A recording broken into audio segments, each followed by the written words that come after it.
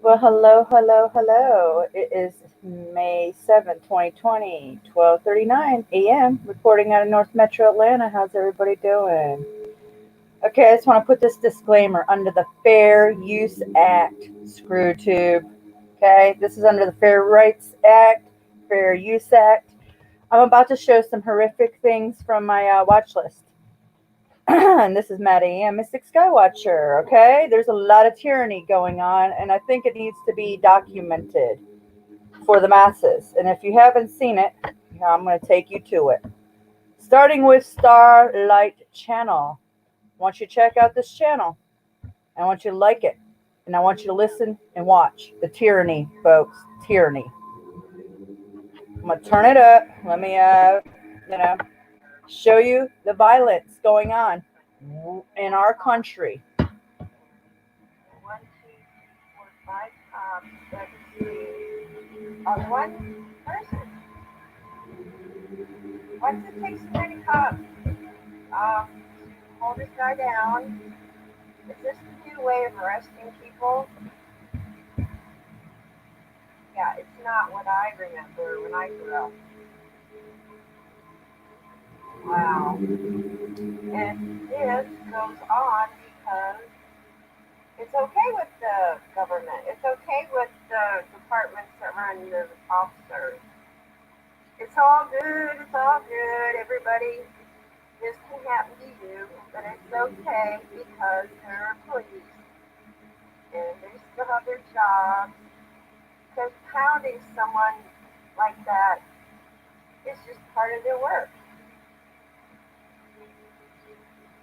This person was he read his rights? I wonder. Is he a threat to the community? It takes that many cops to hold this guy down. Is he some kind of a giant with superior strength that they gotta have so many officers beating the crap out of him? Yeah. So tell me how this goes down in your life. If this would happen to you, who's your advocate? Who's going to help you? Prosecutor? Apparently not. Maybe you don't have enough prosecuting attorneys to handle cases like this. And this is just probably a beginning. Tip of the iceberg what's coming because there is nobody to hold these people accountable. It's okay then, in other words, for a cup of, no, it's like 6 cups. It's hard to tell because they're all huddled around the poor guy and wonder if he can even breathe. Oh, we're supposed to feel sorry for that little woman cop that when she's had her hand, yeah, she's sore to hold that guy down. Yeah, this is outrageous, people. I'm telling you, I'm just ashamed that it happened close to me and nothing was done. They even got it on video. What more proof do you need for this wrong?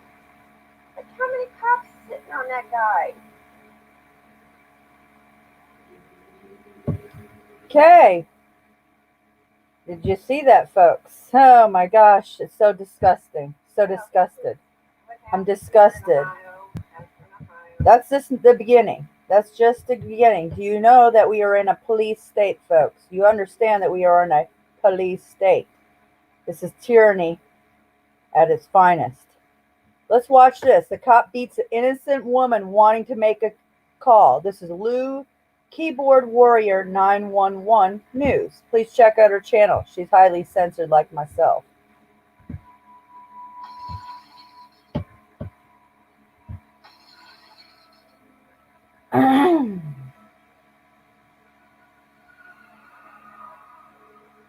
Fair Use Act screw tube.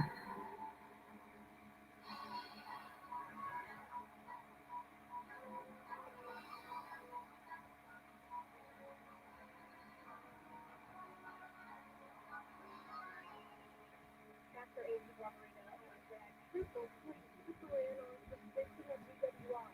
As this video shows, she was very well said that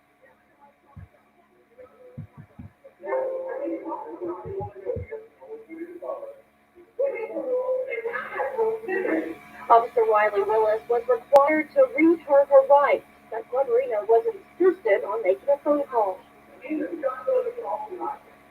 No, I'm calling you. You can't not let me call you. Are you serious? Oh my God. At this point, the officer did not take her to jail, and things got worse. I had a right to call somebody right now and know that. Is it on the record? It's good.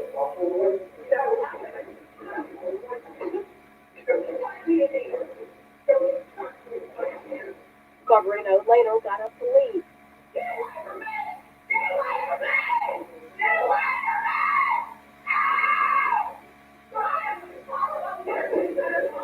Seconds later,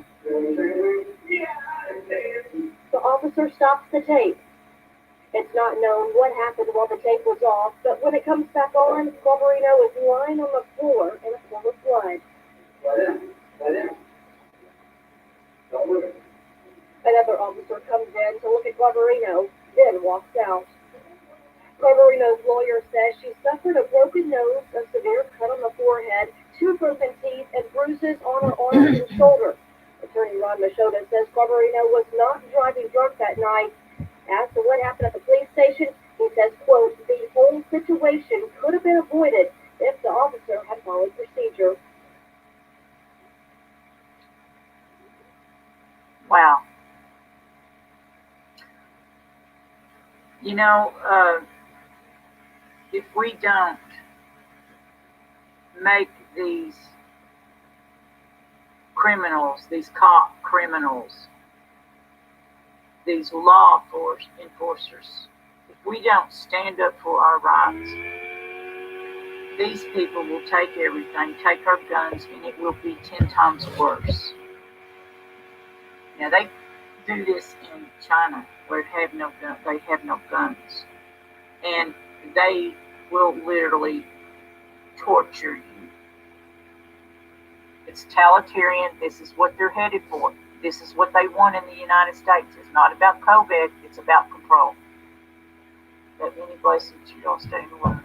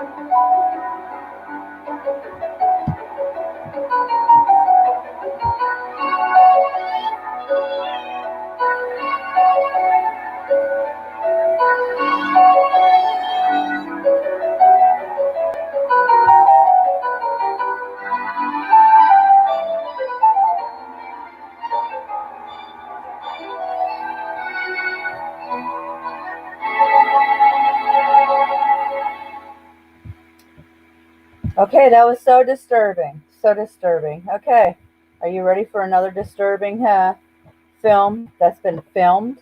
And they are getting away with this left and right. I'm going to show you something at the very end how they discredit a nurse that's telling the truth. Okay? Let's see. Where's some the tyranny in Hong Kong. Okay. There's so much to cover. Let me find it. Our lives don't matter. Let's watch this. This is sick. Starlight Channel. Excellent.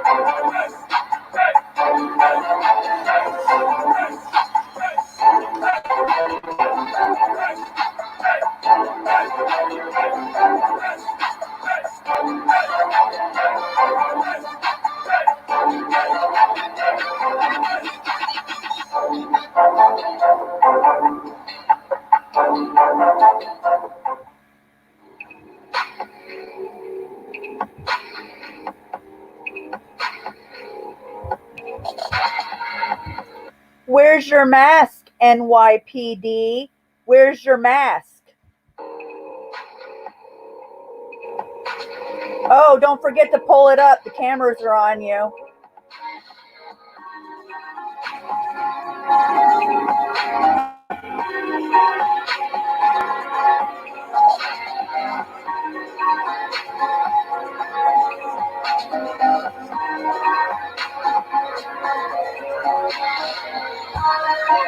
Look at mask. Oh, pull it up. There you go. Show us that your liar's in charge.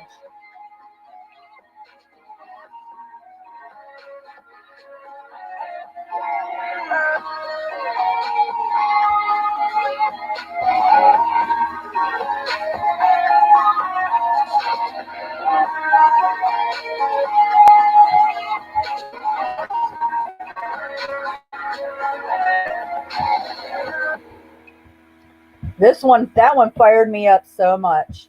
That is unbelievable. They're gonna push this agenda of a mask bullshit, and the cops aren't even wearing them. And they're like, "Oh, the camera's on us. Let me pull up my damn mask." That is sickening. It's sick. It makes me so sick that our country's got to this because nobody wants to stand up, and we're not teaching our youth the reality what's going on. You want to see something really sick? Here we go. It's another Starlight Channel. You should subscribe to her. Excellent channel. Let's go. Hopefully they let me show you this because this is disturbing.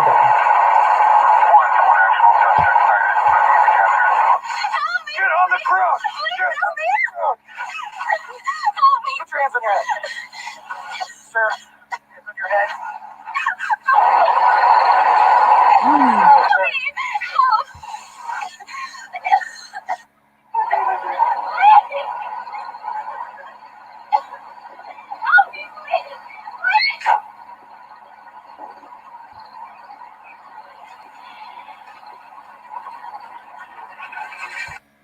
Oh, I can't even watch that one again, guys.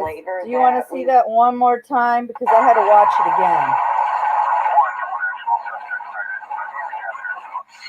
Get on the truck! Get on the truck! Put your hands on your head. Sir, hands on your head.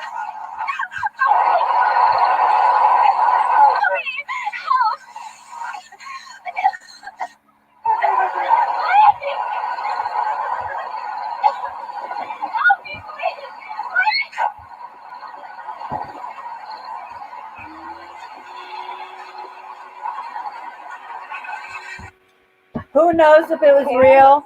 But if that was real, oh my gosh, why isn't that on the mainstream media, guys? If that was real, like I said, why isn't that plastered on the mainstream media? Because they don't show you shit that's real. That's why. Because nothing on the mainstream you can take it with a grain of salt. because they're leaving out reality, folks. Okay, let me show you. I want to show you about this nurse. Okay, and let me find the original video. Let me find her original video. Hopefully, it's still up. Here we go.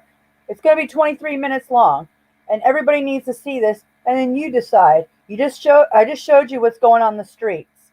Now you take this, and this is just Hey everyone. reports of reality. Great goodness. It is 8:42 New York time. And I got to my regular unit and they took my patient away, my black guy. And now I'm getting switched units. This is exactly what happened before at the other hospital. As soon as I told somebody, like management, and tried to advocate for my patient, they take the patient away from me and then they moved me. So, I legitimately don't even know what to do anymore. Even the advocacy group, I just don't give a shit about these people. Literally, Black lives don't matter here. And I mean, that's pretty sad that somebody who is white and lives hundreds of miles away from the city gives more of a shit about these people than the actual people in this city. For real. I had a complete breakdown yesterday because, I missed an important email to do a revision on my proposal. So my proposal got canceled because I was trying to advocate for my patient and talk to management here and get the care that he needs because he's being medically mismanaged. And I just had a complete fucking breakdown because, my entire proposal got canceled because I, wasted my time advocating for a fucking patient who's just going to die anyway. And sure enough, they take the patient away from me. And then almost 2 hours into the shift, they switch me units. This is exactly what happened at the other hospital when I was advocating for the little Hispanic lady. Guys, here's the thing. Let me try and put things into context for you. Okay?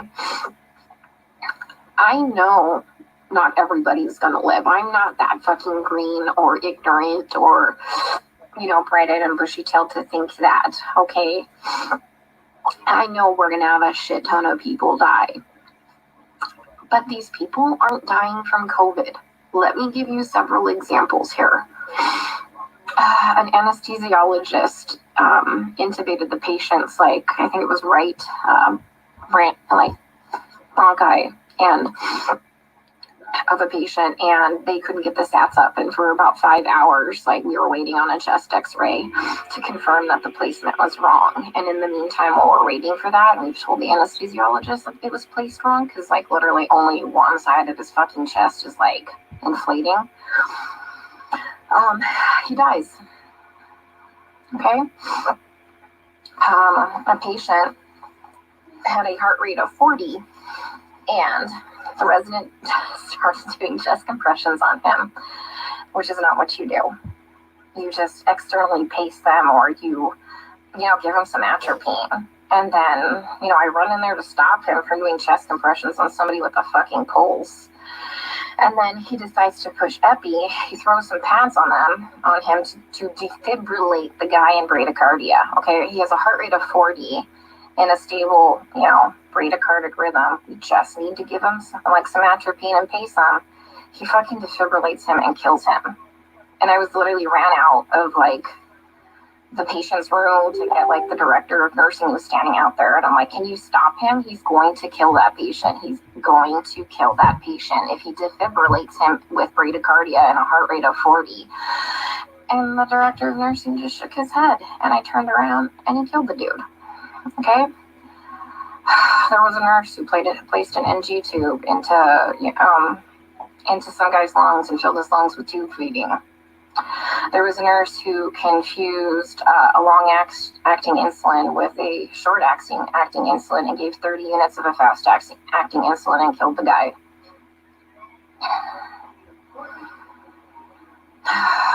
What else? Other stuff have I seen? Yeah. It's just here they're just gonna let them rot on the vent. They're medically mismanaging these patients. And like, I'm not a doctor, guys. I'm not professing to be a doctor by any means. But there's, like I said, basic standards of care that we have to do. Like, when somebody's low on blood, like literally on the brink of a critical low blood level, we should replace the blood. But I asked the residents, and they're like, does he have internal bleeding? And I said, no. And they're like, well, we're not replacing the blood. Well, here's the thing. And these COVID patients, they all eventually need a blood transfusion. Their blood, like, if you don't have enough blood to actually oxygenate your body, the vent settings don't fucking matter, okay? And they don't matter because you have no oxygen carrying capacity of your blood, okay? I told you about the patient where, like, all that, like, purulent drainage just kept seeping into his lungs because the ET tube cup was leaking and nobody has a fucking manometer here to check the pressures. And I finally figured that out. And I kept saying, hey, you know what? His white blood cell count is steadily, like, you know, we're having a problem with it. Like, do you want to start some antibiotics? No. Well, does he have a fever? And I said, no, he doesn't have a fever. They didn't want to start antibiotics. Day shift nurse finally got a chest x-ray. He has full-blown pneumonia now. Like, I've been telling them this for a while, but because he didn't have a fever, they didn't want to give him antibiotics. We have a nurse who, like, fell asleep at the fucking nurse's station while we were all in rooms, and her norepinephrine ran out, and the guy had no fucking blood pressure and didn't perfuse his brain, and I'm pretty sure he's brain dead. That same nurse is now running a CRRT machine, a dialysis-like machine, that she's never done before. She said she'll figure it out. Okay? I'm pretty fucking smart, and I figure a lot of shit out, but I would never attempt to try and figure out a CRRT machine on the fly. Like, we are adequately staffed. There's a shit ton of staff in there, like, and we have a nurse who does CRRT in there. She has a different patient load. We told them, like, hey, let's just swap these nurses so the one that knows how to work this machine can work this machine, but they didn't want to do that. So I'm pretty sure that patient will be dead here in a couple hours. And this is why I freaked the fuck out yesterday.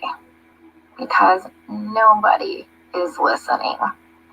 They don't care what is happening to these people. They don't. I'm literally coming here every day and watching them kill them. I mean, we're not going to save everybody. That's fine. Like, come on, guys. We're not God. But, like, some of these people, hey, we know that they're not going to live. Let's start a hospice unit or something, you know? Like, they don't need to be in the ICU. Let's change course. Let's do palliative care or something. Like, literally, some of these people are just on sedation to keep them on the vents. Nothing else. I have a lady on a tranq on a vent, and she's not even fucking cognizant. She's not even on sedation. You know what we give her every day? We give her breathing treatments, albuterol, and she gets insulin. And that's it. That's it. We're not treating the COVID, guys. Like, for real, we're not treating the COVID.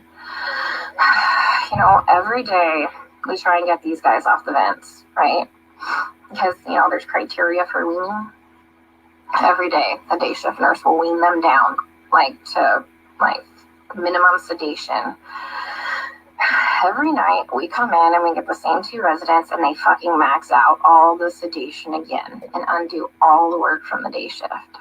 And the day shift attendant will come in and they'll all do rounds, and they'll be like, he wasn't synchronizing with the vent. So we had to turn all the sedation on.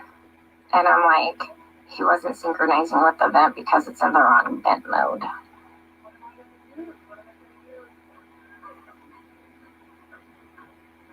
So I legit don't even know what to do anymore. Like, I tried calling advocacy groups. I tried talking with management here, like the nursing admin. Like, nothing. Nobody's doing anything.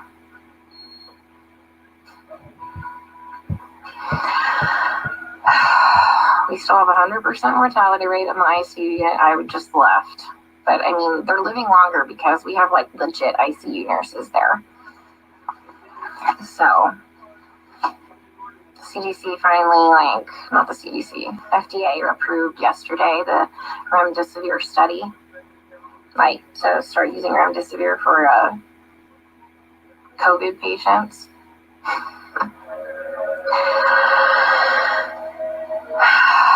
Guys, I don't even know what to do anymore. And this is why I had a complete fucking breakdown.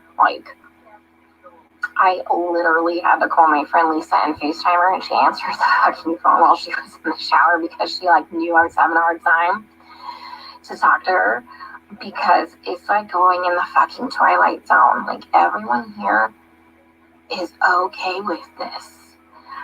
Look, the only way I can kind of put this into context for everybody is, and this is going to be kind of an extreme example, this is really the only thing I can come up with, is if we were in Nazi Germany and they were taking the Jews to go put them in a gas chamber, I'm the one there saying, hey, this is not good, this is bad, this is wrong, we should not be doing this. And then everyone tells me, hang in there, you're doing a great job, you can't save everybody, you're amazing, you're a great nurse.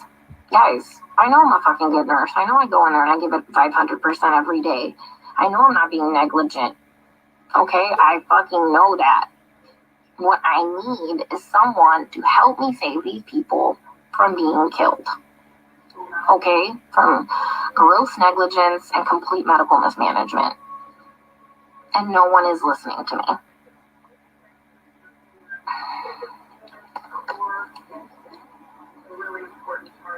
For real, nobody's listening.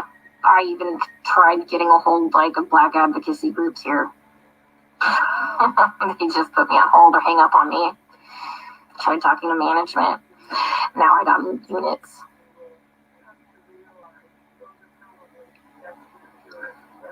I legit don't know what to do anymore. Sorry, I was hearing some background noise, but I guess it is in her background. Can someone come up with some type of a solution for me? Because I'm kind of out of ideas.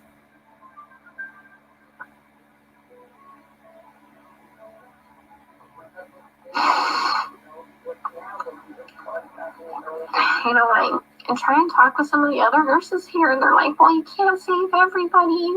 And they all know what's happening. They all agree with me, and they all just shake their heads. And I'm like, am I the only one who is not a sociopath?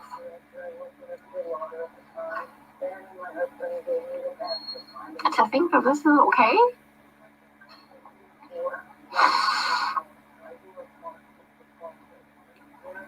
Guys, they literally don't even know when they're dead.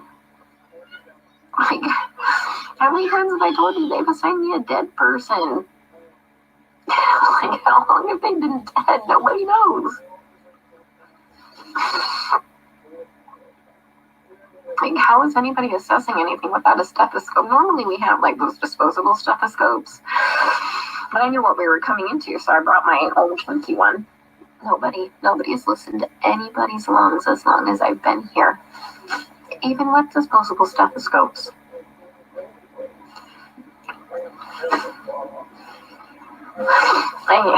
I keep telling them that, the guys are if my patient's going acidotic, we need to do something about this before his kidneys shut down, give him some bicarb or something like that.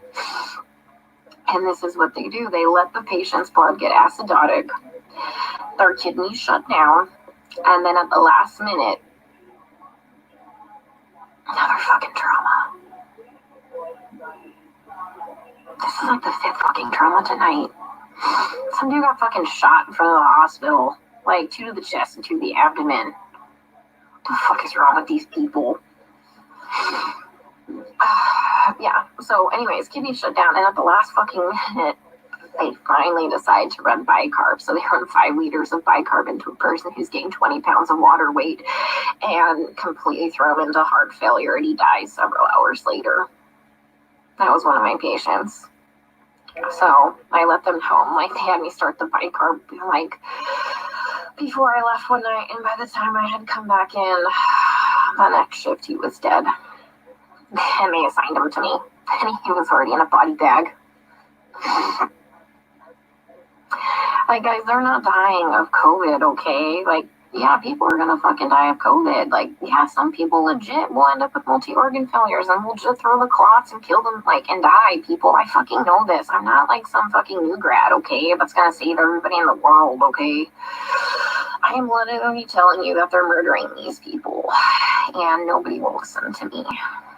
I mean, like I said, I'm not a doctor, but I'm pretty sure that when you defibrillate somebody with a heartbeat of 40 in a stable rhythm and you kill them, that's murder. And I'm pretty sure that when you put somebody's PEEP up to like 25 and PEEP doesn't go past, I think, like 15, 20, and you blow their lungs out and they die, I'm pretty sure that's murder.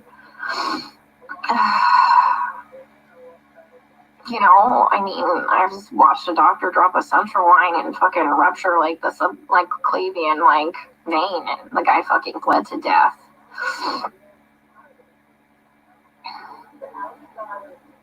I mean, COVID didn't break that central line. COVID didn't kill that guy. I mean, he was a COVID patient. I mean, every single patient I've taken care of, guys, is a COVID patient. Like, I've never had a non-COVID patient, okay? I mean,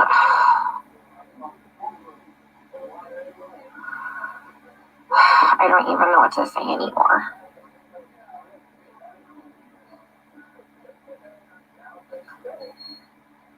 So, and that's why I got upset yesterday, because nobody's listening. I literally had to call my friend Lisa because I'm like, dude, I am not crazy, right? Like, this is wrong, right?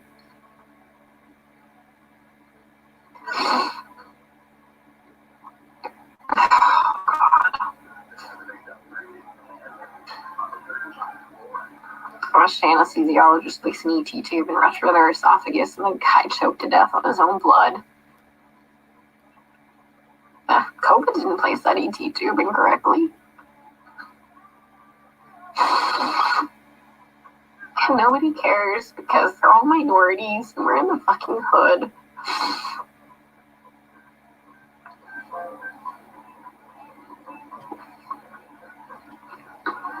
You know, and that's just not okay.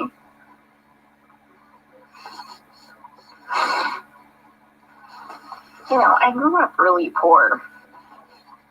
And so I know what it's like to be, like, completely forgotten and for nobody to advocate for you.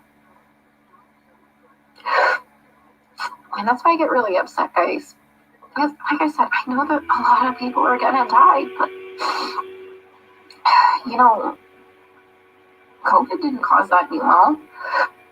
And incorrectly placed ET tube placed that pneumo, and then they wouldn't let me fix it. Like, all I had to do was, like, adjust it. And they wouldn't let me do it.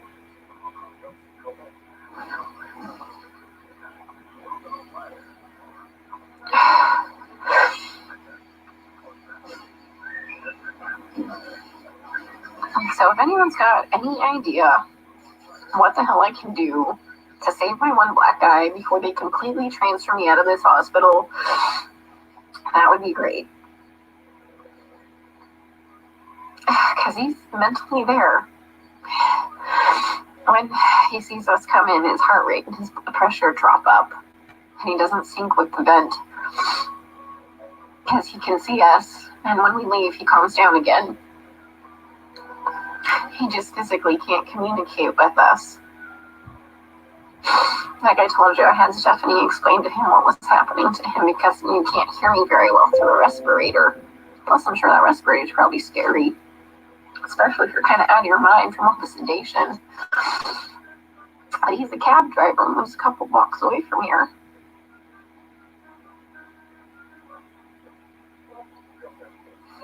So,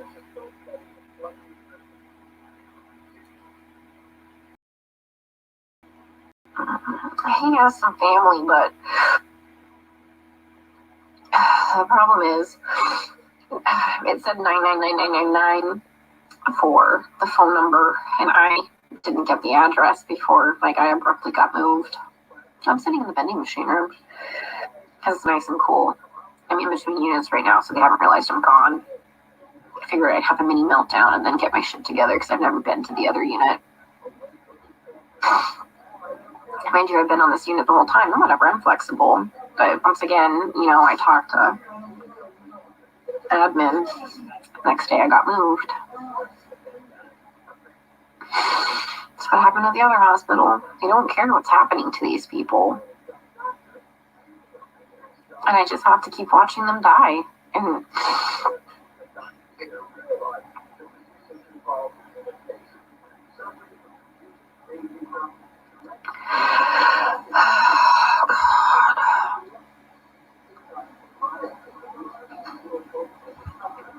there's like this weird telenovela on.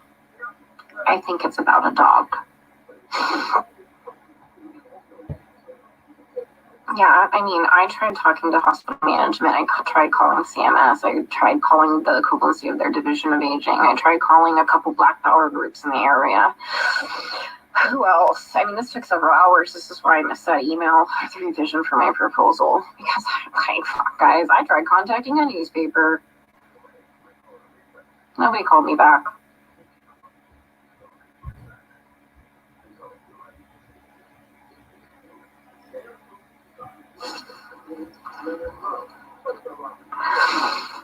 So,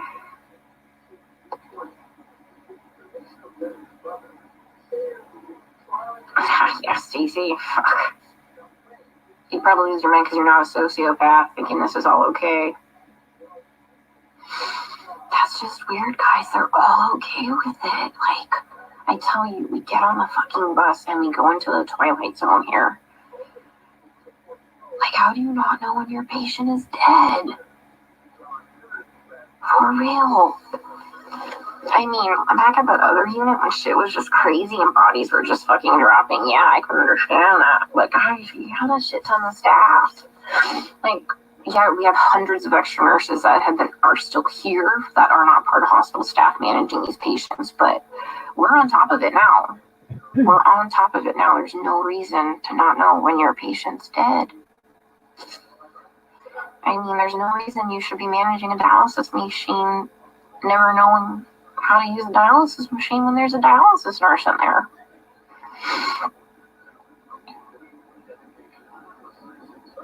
My hand's shaking because I'm so pissed. Yeah, that nurse that was sleeping in the corner there. She was from the ER yesterday. Like, I had my first regional breakdown.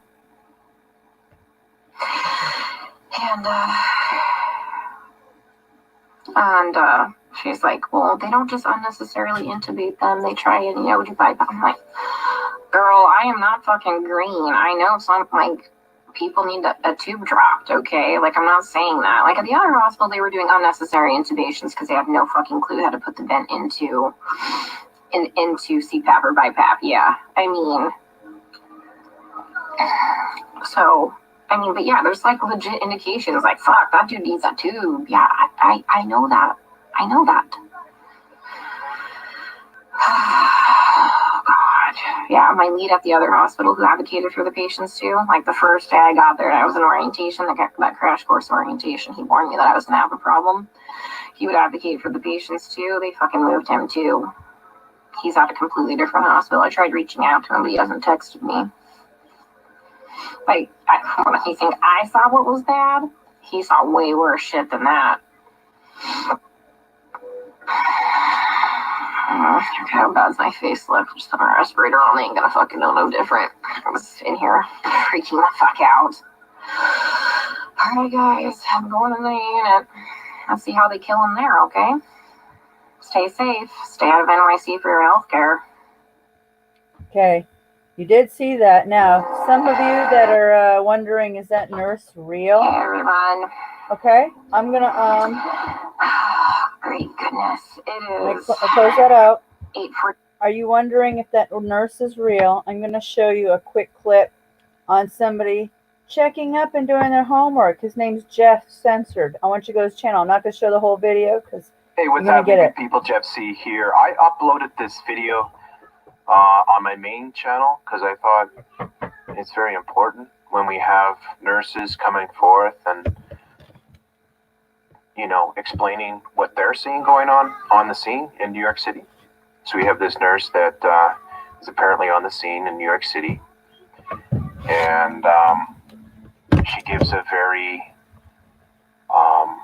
it's very disturbing what she's saying about what's going on. A lot of malpractice and just really people being left to die, and just really incompetence by hospital staff. And then she's also saying that people aren't dying of COVID, it's all these other things, and they're just not getting proper care, and nobody seems to care. And she starts crying here. I'm going to play this little segment here where she starts to cry.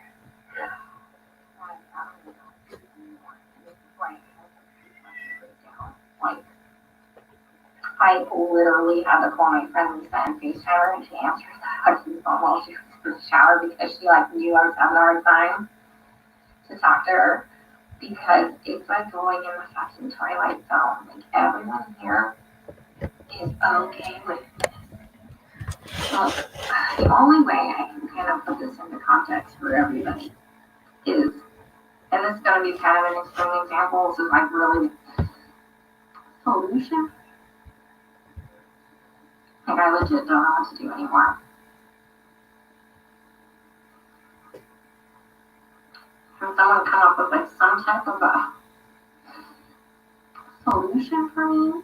Because I'm kind of out of ideas.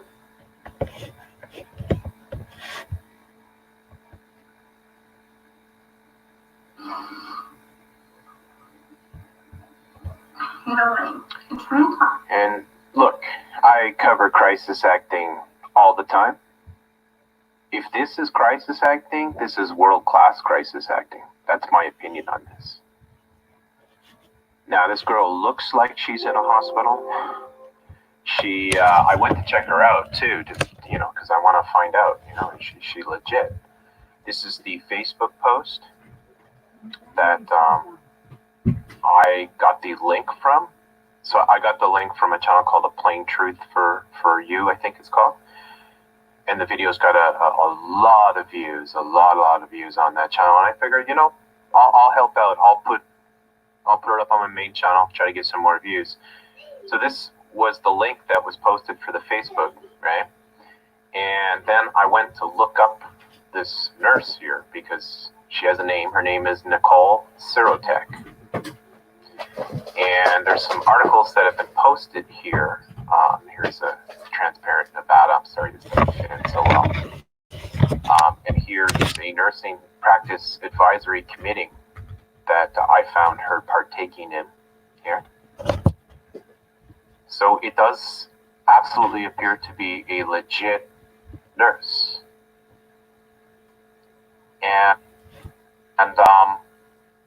And what I found here on my channel was immediately as I posted this, there was all these nasty comments right away. Well, I mean, anybody can question anything, and I highly encourage you to do so. And if I make a mistake, boy, oh boy, do I ever want to know so I can take it down or correct it right away.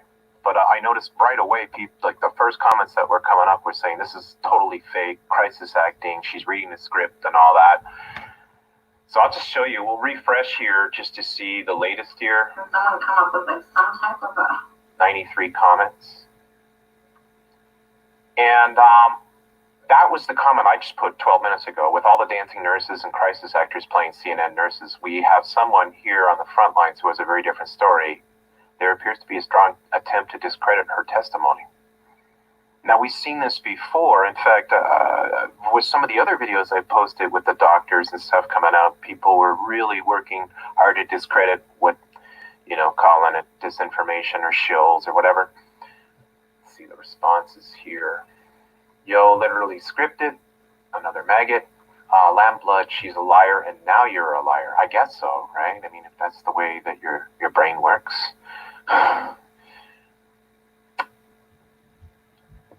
And why are you a liar, man? I've never seen these accounts. Maybe they're around. Another maggot. Never seen these accounts.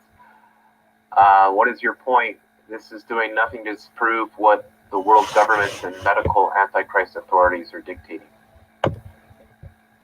I'm not sure about that at all. In fact, what she's saying is that these people aren't dying of coronavirus and that many of them are being left to dead, or there's horrible malpractice, or there's just people that have no clue what they're doing, and she's witnessing people dying. Now, she does, people say she plays the race card because she's talking about black people, but, come on, seriously, right? I mean, she's a nurse. She doesn't have to be 100% truther nurse and know everything about the New World Order, divide and conquer. It's just a nurse, right? And she probably, to my opinion, I saw this video and I was like, I know a lot of nurses. I know doctors and nurses. And I was not at all like, this is fake. This is not a real nurse. Like when I watched the CNN and I covered the doctors and nurses they put on, right away I'm like, it's an actor.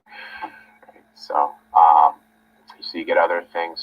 This seems like a story to push race division on the elites that love so much. Well, I don't really see it that way. I mean, that's a small part of what she's saying. It's more about that they're just letting people die. Other people. So they're letting people die. You see that, guys? Now I'm just connecting the dots, trying to show real stuff real reality that doesn't get shown on the mainstream media. So I want to come and show you another video, and this is by the Real BP Earth Watch, and yeah, the knock and draw. Okay, it's happening in Fulton and DeKalb County, Georgia. So let's come over here. If you've never been to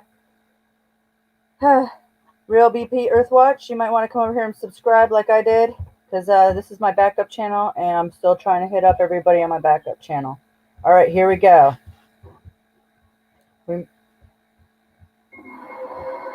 Hold on. Let's get rid of the old ad. May the 5th, 2020.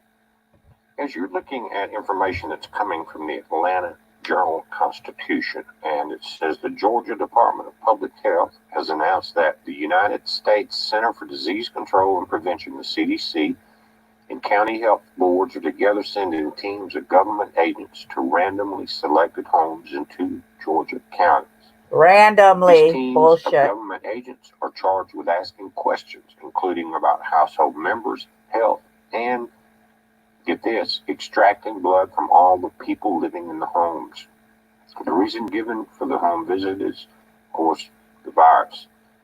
Now, this is J. Scott Trubay of, again, the AGA Constitution, that the government agencies are seeking a blood test for antibodies to the novel coronavirus to pinpoint who might have had COVID-19 and estimate how widely the virus has traveled.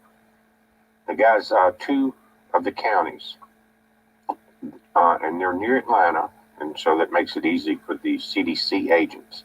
And there's good news in this for now, and that could change very quickly. It says people who live in the 420 randomly selected homes are free, Trubay writes, to refuse the questioning and blood drawing by the government inquisition and phlebotomy teams that show up at the front doors. But in reality, now this is what is important. This is if you're in this area, and you may want to prepare regardless of what area you're in. Again, this could change. But it says that, but in reality, people often find it hard to muster the courage to say no to government agents who accost them in person, asking them to comply. People are intimidated. And the way they're doing this is exactly that. They think that even if they say no, the requested action will still be taken anyway, plus they will suffer additional consequences for resisting. Think about it. That aids police efforts both to get people to say incriminating things and to obtain permission to search people and property, even from people who know evidence of a crime is likely to be found. One report shows that government teams knocking on doors are employing some of the looks of cops in their effort to obtain maximum voluntary compliance. Uniforms, government badges, official letters are all part of the process, just like when cops show up for a home search holding a warrant. Health workers conducting the survey, have CDC vests and badges. The new release said and are carrying a letter from the CDC and the Georgia Department of Public Health. So the reason I'm doing the video is so that you can prepare yourself for your answer. If they catch you off guard, the report and the evidence shows that most people will just comply, even though they know something's wrong. But if you're mentally prepared and you know that it's coming, then you won't, you will have the ability for the time being to say no. That's why I'm doing this. Plus, the goal of people running the program is that the maximum number of people comply. Simply show up, look very authentic and very dominating, and get compliance. Now, what are they going to do with the blood test? They say they're looking for antibodies. Now, I'm sure it's going to be pretty effective because not everyone pays attention. But it says the goal of the people running the program is that the maximum number of people comply. It says he quotes the Georgia Department of Public Health Commissioner Kathleen Toomey putting it this way: "We encourage everyone who is visited by the teams to participate in this very important survey that can help public health officials assess how widespread COVID-19 is in certain areas." Now, in today's Washington Times, they discuss in details the disturbing nature of the knock and draw blood program. And she points out that a government that really was seeking volunteers instead of seeking to pressure people would act differently. She says government officials could just as easily put out a notification in the mailbox or online or via social media or over the television and radio airways asking for citizen volunteers to come down to local health department clinics and donate blood for the purpose of tracking COVID-19, for the purpose of helping the investigation to the spread of the virus. Seeking volunteers through those methods puts the control in the hands of the citizens. Those ways make clear the blood offerings are completely voluntary. And again, they're going to be asking you a lot of questions. Are you sick? Has someone been sick? Will they quarantine you? This looks like a program that could expand countrywide. In fact, it fits in well with moving into a forced vaccination and digital certificates next phase of the coronavirus crackdown. Doing a test run in Georgia makes sense because the CDC headquarters was there. That's the question. So what's your plan for government agents coming for you and your family's blood? The government inquisition and phlebotomy teams are acting much like cops, seeking to pressure people into providing private information and even their blood. A generally sound course of action with cops is not to talk to them and not to give them permission to do anything. Same course of action can be employed with these government door-to-door agents. And again, it's about being mentally prepared for this to happen. So you're not just caught off guard. Sure, come on in, it looks official, do what you need to do. Don't talk. Tell them you not participate. Right now it's voluntary. So don't be caught off guard, guys. It's a heads up. Be safe. Heads up, he said. Plead the fifth. All right, now we're going to go to some more. That was BP Earthwatch, the real BP Earthwatch. Let's go back to my watch list, okay? I'm originally from Detroit, Michigan. This is Dr. Evils. Subscribe to his channel. Excellent channel. This is what's going on in Metro Detroit, okay? This is what's going on. Now, I'm going to show you what's going on in Atlanta. Now, this is all my family live there, okay? Subscribe to his channel. Puts out excellent information, and he's a good guy.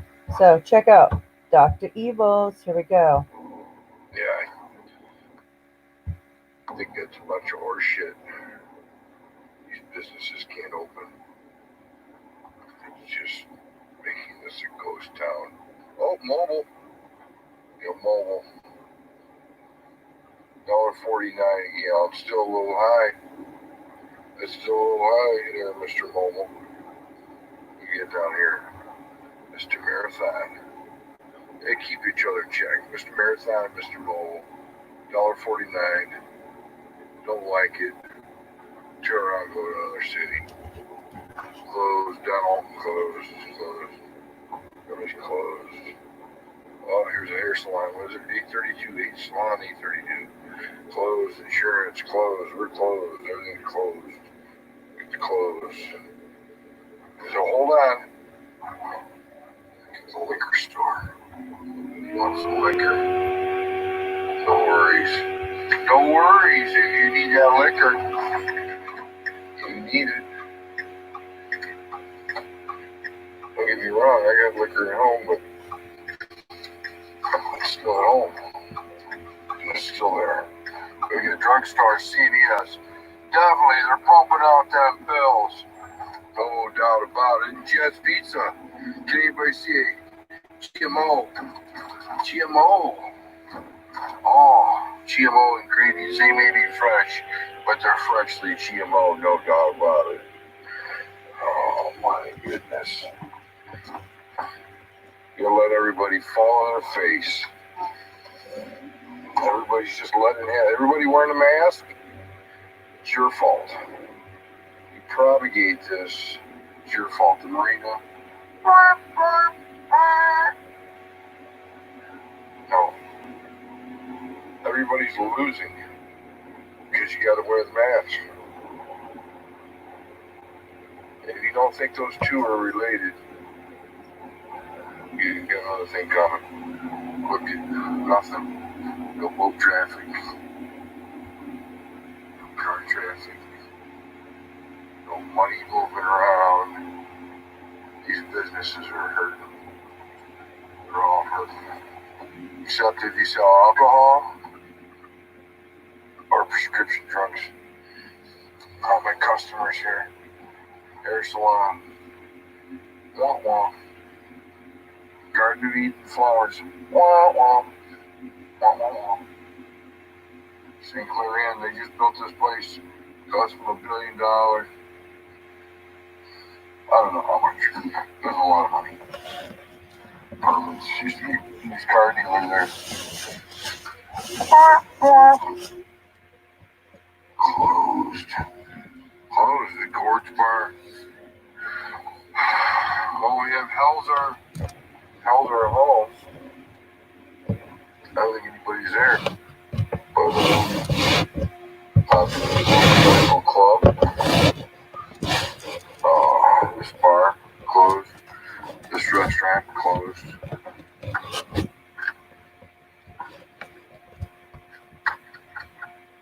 Closed. River ferry over there on the other side. Closed. It broke down. The dock broke over there. All broken. Everything's broken. There's another customer there. Well, they're there. That necessity managed property. Chamber of Commerce closed. Closed. Chiropractic closed. Closed. Theater. Oh yeah, you know that's closed. Shipping. Shipping is open. You can ship whatever you want. And the Riverbank Theater, you know, the theater is closed, no doubt. There's some government guy following you around a truck. Offices closed. Closed. Everything's closed. Closed the bar. Now here you can order your food online.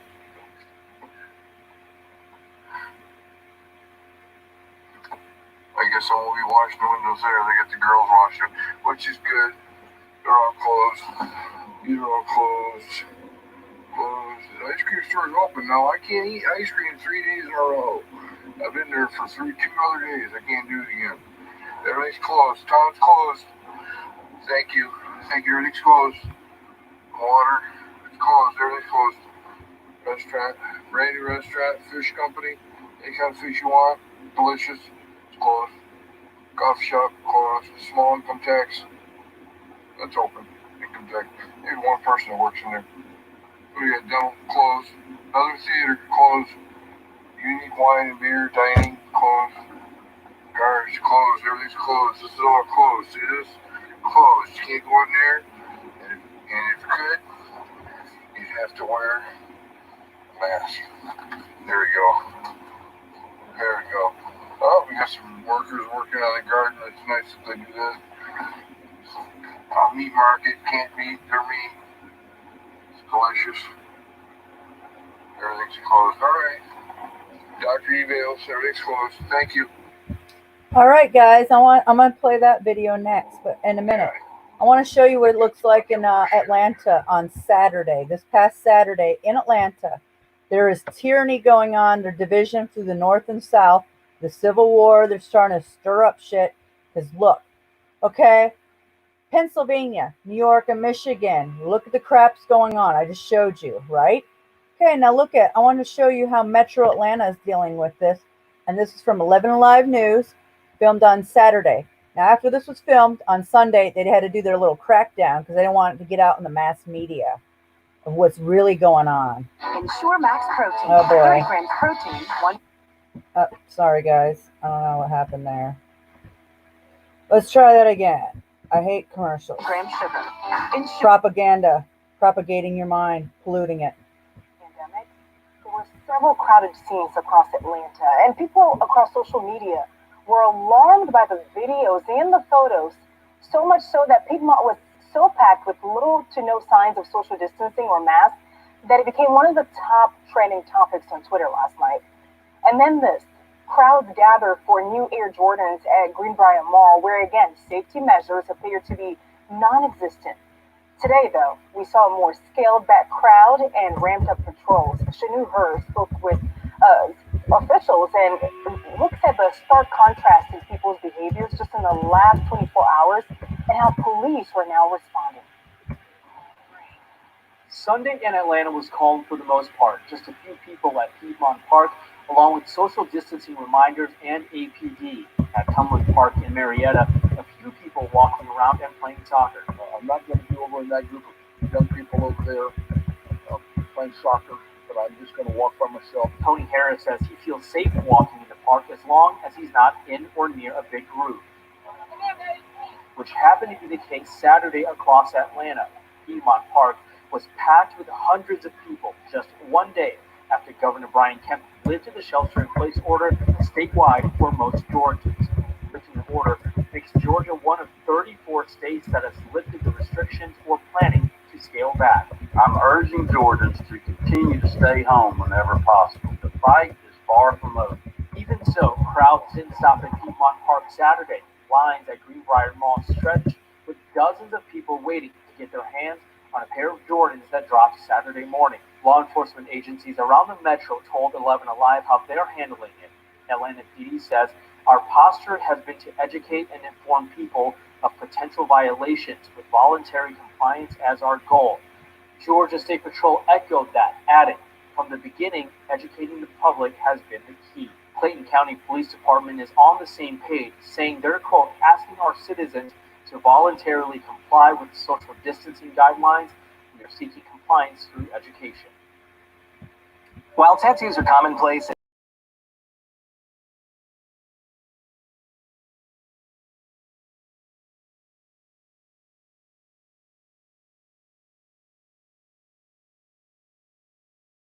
Sorry guys, The COVID-19 pandemic. I pressed the wrong button. I always do that. And people. Oh gosh. Hey, I'm trying to get through this tonight. I want you guys to come and hang out with me and we'll chat and have fun tomorrow night. Leslie, 1111, whoever else wants to join. You see, this is the deep state at its finest, and I'm going to show you this by Flat Earth Preacher, man. This is priceless, and it must be recorded. So here we go. Another damn commercial. Pollute our minds to sell us some more garbage, right? Oh, this is a part of the video. Sorry. Plan to introduce martial law and a permanent method for total control of the citizenry. In this plan that they disguised as an academic scenario, as they called it, the method they would use to gain complete prison-like control of the entire population was to infect them with a devastating biological pandemic, and then, under the guise of protecting us from this threat. Hold on, guys. I had no idea since I pressed the wrong button. Let me start that over. Sorry, I'm glad I just looked at that. No, I wouldn't have known that, hey, I didn't share my screen there. Sorry, guys. That screwed me up. Sorry about that. Patience is a virtue, especially for this one. All of them. Here we go. Okay, sorry about that. In 2010, the deep state had the Rockefeller Foundation script a plan to introduce martial law and a permanent method for total control of the citizenry. In this plan that they disguised as an academic scenario, as they called it, the method they would use to gain complete prison-like control of the entire population was to infect them with a devastating biological pandemic, and then, under the guise of protecting us from this threat, they would be free to implement their final solution, a prison state. The prison state that they need to keep their grip on power. As usual, the fascists disguise their crimes as helping us, and as is typical of this new type of fascism, they always make the claim that we, the people, are begging them to have more and more control over us. As you watch this video, remember that the deep state concocted this scheme in 2010 as a quote-unquote simulation of what is to come. The following is proof that the deep state is behind these viral pandemics. Absolutely positively, pandemics are now the tool of choice for the fascists, known as the deep state, and the private contractors that they contract these pandemics out to. For the deep state, to make an international pandemic isn't even a high-tech operation. It's a no-tech operation. It's easy. A simple vial of Ebola, SARS, MERS, Spanish flu, or coronavirus, or whatever they come up with in their secret bioweapons lab, is all they need to bring the world into their total control. The only thing you have to remember is if they can do it, they will do it, which means they already have done it. The ruling establishment has a lot of, they will stop at nothing to complete their toolkit of control. Right? So one of the things that has been missing from the toolkit of total control has been quarantines and curfews, right?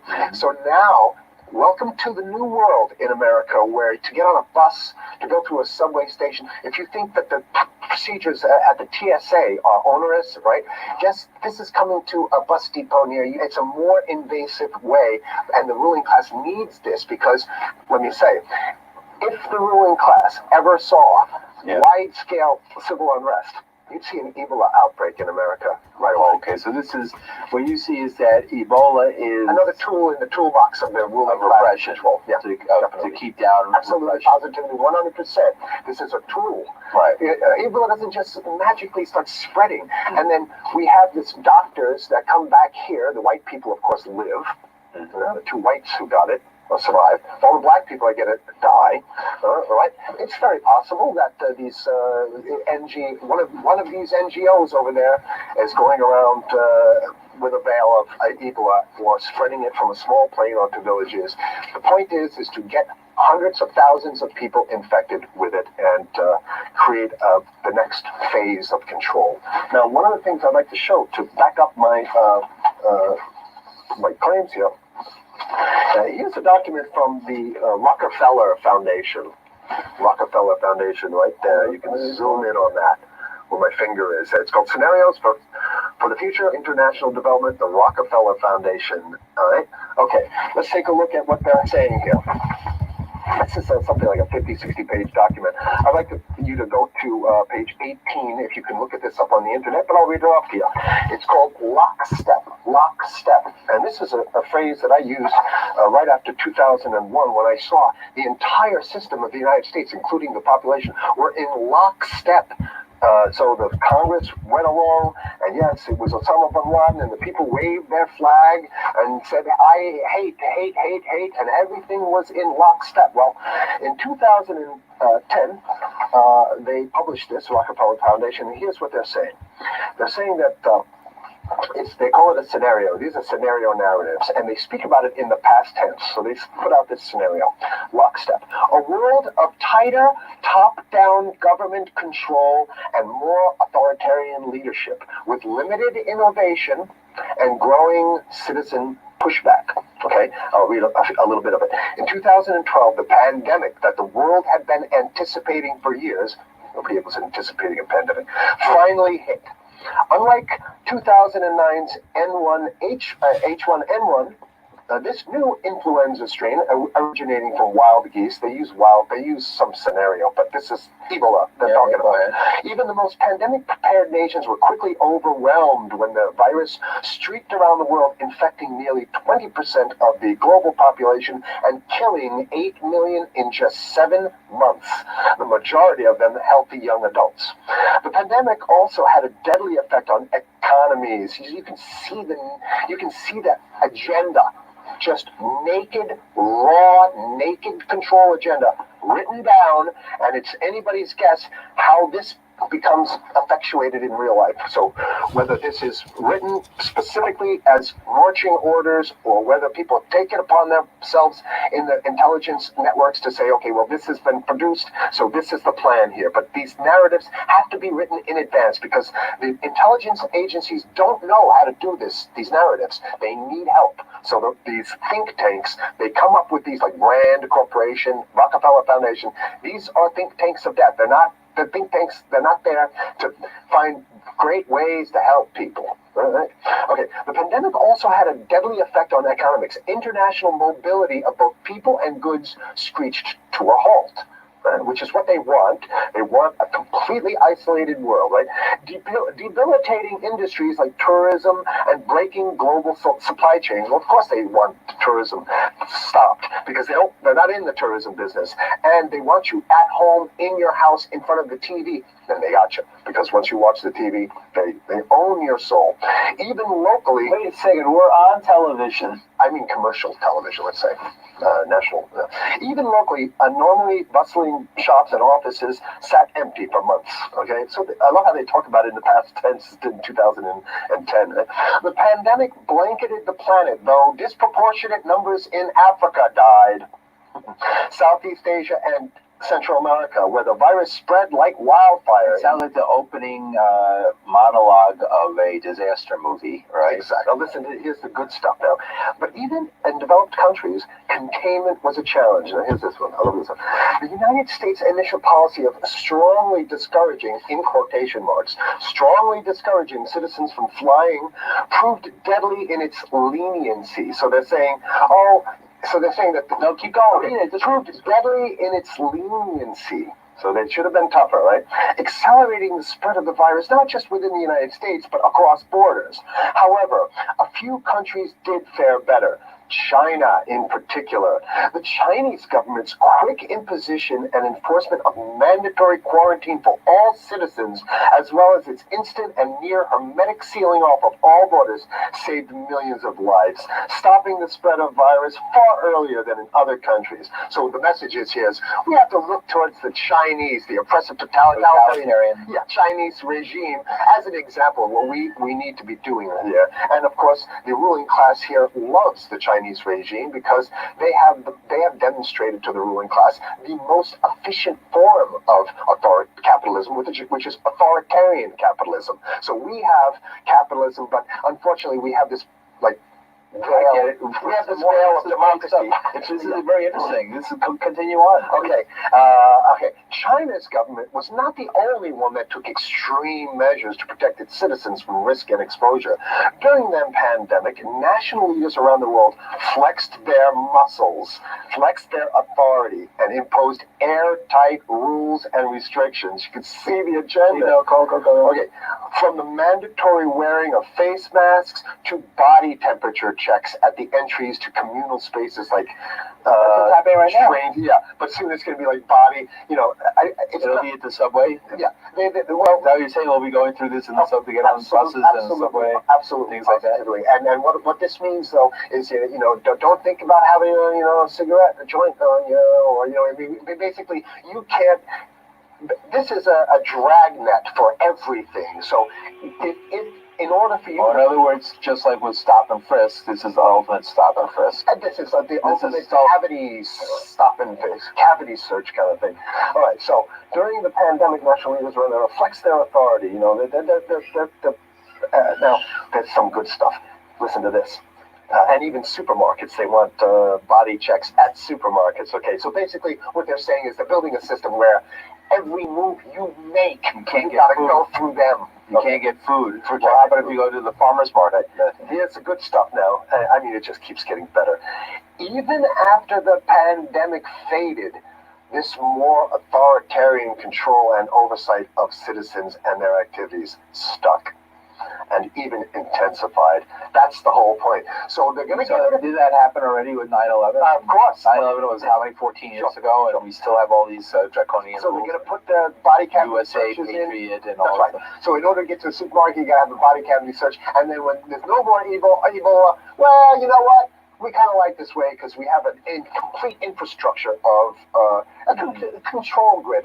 In order to protect themselves from the spread of increasingly global problems, from pandemics and national terrorism to environmental crisis and rising poverty, leaders around the world took a firmer grip on power. Well, what the hell would rising poverty have anything to do with imposing strict citizen controls with face masks? Right? So they're very sloppy stuff here. At first, the notion of a more controlled world gained wide acceptance and approval. I'm sorry. Nobody likes this stuff. They're just saying it. I have to provide an analysis. There's only 5 minutes left, so that's... Oh my God, okay. Citizens willingly gave up some of their sovereignty and their privacy to more paternalistic states in exchange for greater safety and stability. I mean, that's just a complete naked contradiction to the famous saying that if you think you're going to give up a little bit of security, I mean, if you're going to give up your freedom for security, you're going to get neither. That's the long-standing thing. And here what they're doing is they're not even ashamed or embarrassed to absolutely say the exact opposite. They say, yes, we all want to give up our privacy and sovereignty for more stability and security and stability. So you don't get that. When you give it up like that, you get the shaft. Can you show us the cover again of what you were just reading? One more time, and then I have two more documents. Right, this is what we were reading here, and just zoom in a little bit so folks can see it. You'll zoom in, don't worry, you can relax. And scenarios for the future of technology and international development. Okay. Now I have two more documents. Keep it zoomed. We have the National Security Memorandum of December 10th, 1974. This is Henry Kissinger's brainchild. The National Security Memorandum number 200. You can look that up on your internet. I'll summarize it. He says that there's too many people, we got to get rid of the population. So to answer your question from earlier, yeah, he says he used the word depopulation, which is different. Depopulation means killing people that already exist, and it's to get the minerals, because we need the minerals. And here's another one. The CDC has a patent on Ebola. They patented it. Yeah? Right. So basically, if you want to get a cure for your Ebola, you got it right up here, right? It says human Ebola virus species and compositions and methods thereof, and it's a patent. It's a patent. They patented the main strain plus something like 17 other strains of it. So they own it now, and I don't know how exactly you can own that, but apparently they've done the same thing. Yeah, I didn't think you could own a natural. Yeah, you can. I guess the main thing to finish off the show is this: that they want to get more control, more and it's going to be curfews and quarantine. So what I'm saying is that unless the American people start to get some new way to revolt, or new way to organize, new way to protest, unless we can break through the apathy, because that's what we have here, then it's going to be a slave state here. The ruling class doesn't seem to have too much resistance at getting everything on their Christmas shopping list. And they've been wanting quarantines and curfews for a long time. Now they got it. And if you want to live in a world where you're tricked into all this stuff because it's for your safety, right? And if you want to have a probe and make sure you got to check your pockets, make sure you don't have anything incriminating on you before you go out, and when you step out of your house, you want some police there to monitor and see what you're doing. If that's the world you want to live in, be apathetic, don't do anything. You're going to get that world very soon. It's coming your way, definitely. Mm-hmm. So what should people do? What's the hope? You have 30 seconds. To wake up, learn about it, and go fight these bastards in Washington. They're easy to beat. If we can just organize, we can beat them. It's simple. They're weak, and there's so few of them. Oh, so few of them. Oh, boy. It's really sad. It's really sad, guys. Okay. So, oh boy, this is really depressing stream, but I had to show it and I had to do it because I'm gonna live stream and have some fun on Friday night. Now, I want to show you this video, and I'm going to speed it up a little because this happened last weekend.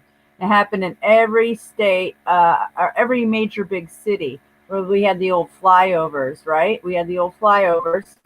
And, I had a friend send my husband a video that he wouldn't give me so I could put it on my channel.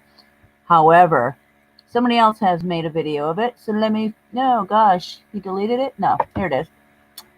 Patriotism or poison in the sky. For you guys that don't think chemtrails exist, you might want to check out my channel because I've been recording them for over a year on my channel above my skies and low altitudes. And I live 20 miles from the CDC. Ha!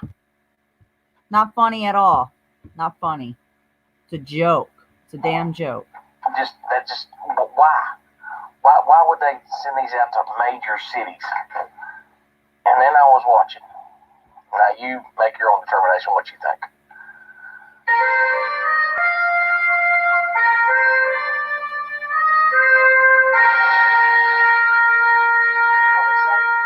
That in the coming weeks, the Air Force Thunderbirds are incredible, and the Navy Blue Angels, equally incredible, will be performing air shows over America's. You guys seeing what I'm saying? Oh, yeah. Oh, boy. Nanotech. Are you seeing what I'm saying? I'm seeing it. Major cities and some of the cities that aren't major cities are going to be doing a lot of work, a lot of very dangerous flying. It's dangerous. As when you start going at massive speeds and you're 18 inches away from each other, it's dangerous work.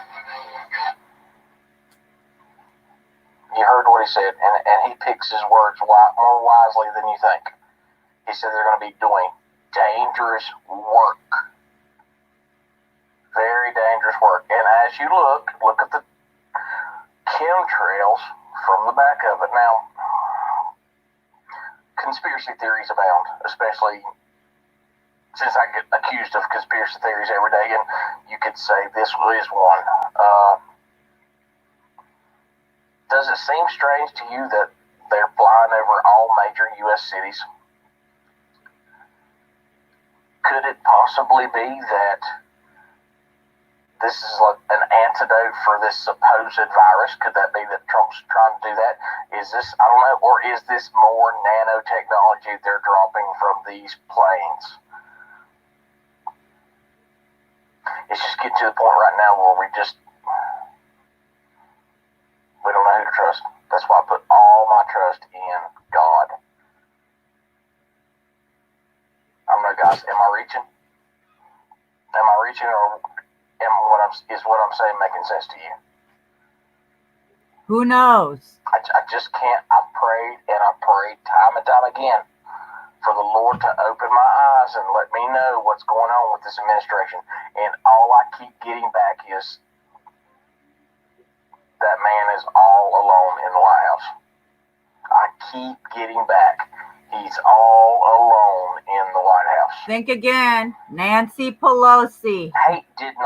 Donald Trump didn't bring up any hate in our country. He helped expose it. The flames of racism were dying out. They were gone to embers until Barack Obama came in. And he fanned the flames, and next thing you know, he's got a flamethrower every time he opens his mouth. I find myself many nights like this, watching these news articles and just crying for this country. My children will never know what it's like to be able to get up or go out at night on their bicycles 6, 7, 8 o'clock at night and ride around on their bikes and enjoy freedom. They'll never know what that's like because, guys, they just showed us they can close down the whole world, force you to stay at home, take food off your table, and watch you be happy about it. They sat back and said, you know what? We just paid you suckers $200 to be prisoners in your own home. Donald Trump is the only thing between us and the FEMA camps. And I don't agree with that one bit.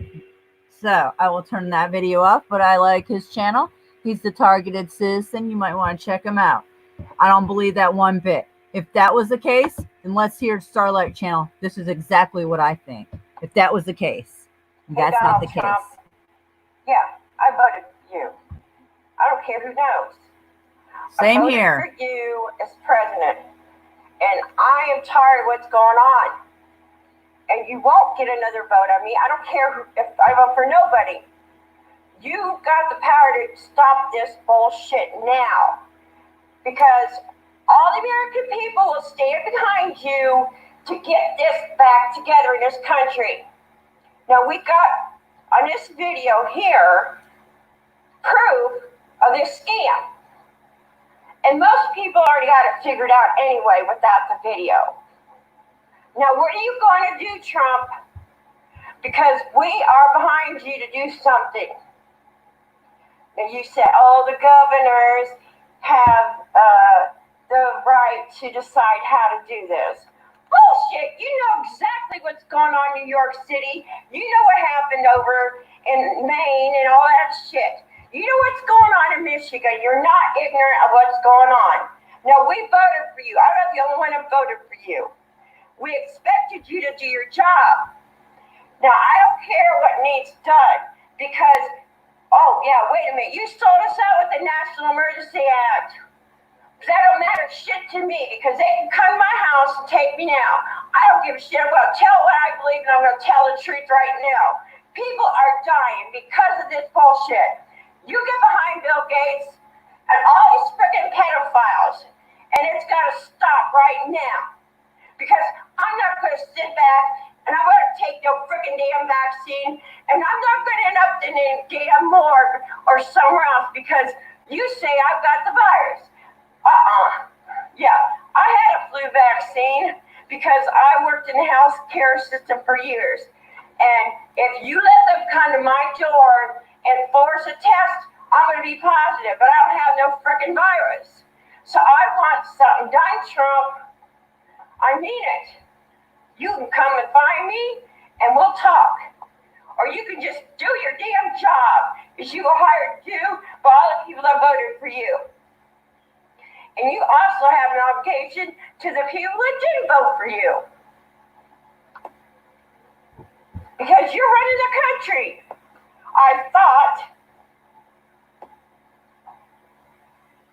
Think again, FEMA. So I'm telling you now, as someone that voted for your ass, you either do what you said you do in office, or it's on. You need to do something. I can't do it. I'm not in your position of power. All I can do is get on YouTube and bitch and complain to you. But I hope my voice carries out to these younger people that have the energy to kick this thing in the ass. Thank you, Starlight. You know, I like people with passion because it comes straight from the heart. I voted for Trump also. This is not what I voted for. Tyranny, cops to beat the shit out of people, for us to be locked in our houses, and tyranny all the way. Oh my gosh. This is insane. This is insanity. Now, I'm going to show you this video and you can stay or not. I love you all. Thank you for coming to my channel. I had to show all this because it's so deep and it's so sickening. This is not how I wanted it to come on here, but this is the way it's got to be because this is reality. This is inside the deep state. It's 54 minutes long. I'm going to play it because you're going to see how exactly the microwave weapons work from somebody that worked in the deep state, basically. Okay, guys? Sorry. Sick. It's real sick. Good morning, folks.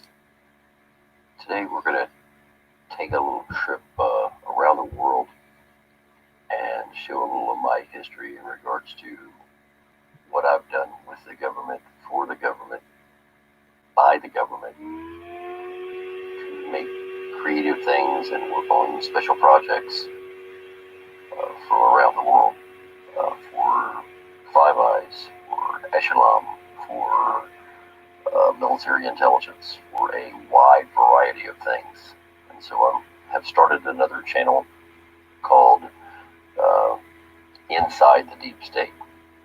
And I call it that because that's what I did for 30 years. I worked with these intelligence agencies. I made their products, their toys, their gadgets, the things that they use against you and I to monitor everything we do. So with that, let's get started here. So first place we're going to zoom into, this is when I first went to work for the U.S. Army at Fort Benning.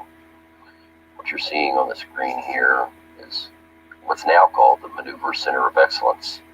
It used to be called Building 4 and had old Iron Mike out on the front of it.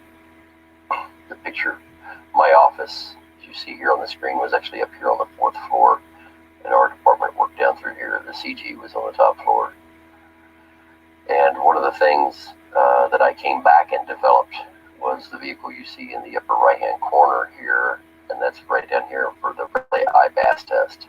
This is an ATV I designed with a pair of gyro stabilized binoculars on a pan-tilt zoom with a laser rangefinder that comes down to a heads-up display I designed. And this Bradley, or these Bradleys, were parked right here, and this sergeant on this vehicle, which was called a Mini V, went out across the front of what's called the quad. And while he was doing that, he was tracking it on the new IBAS, Improved Bradley Acquisition Site. On this, actually not this one, but this Striker over here, excuse me, Bradley fighting vehicle, and the back door was down.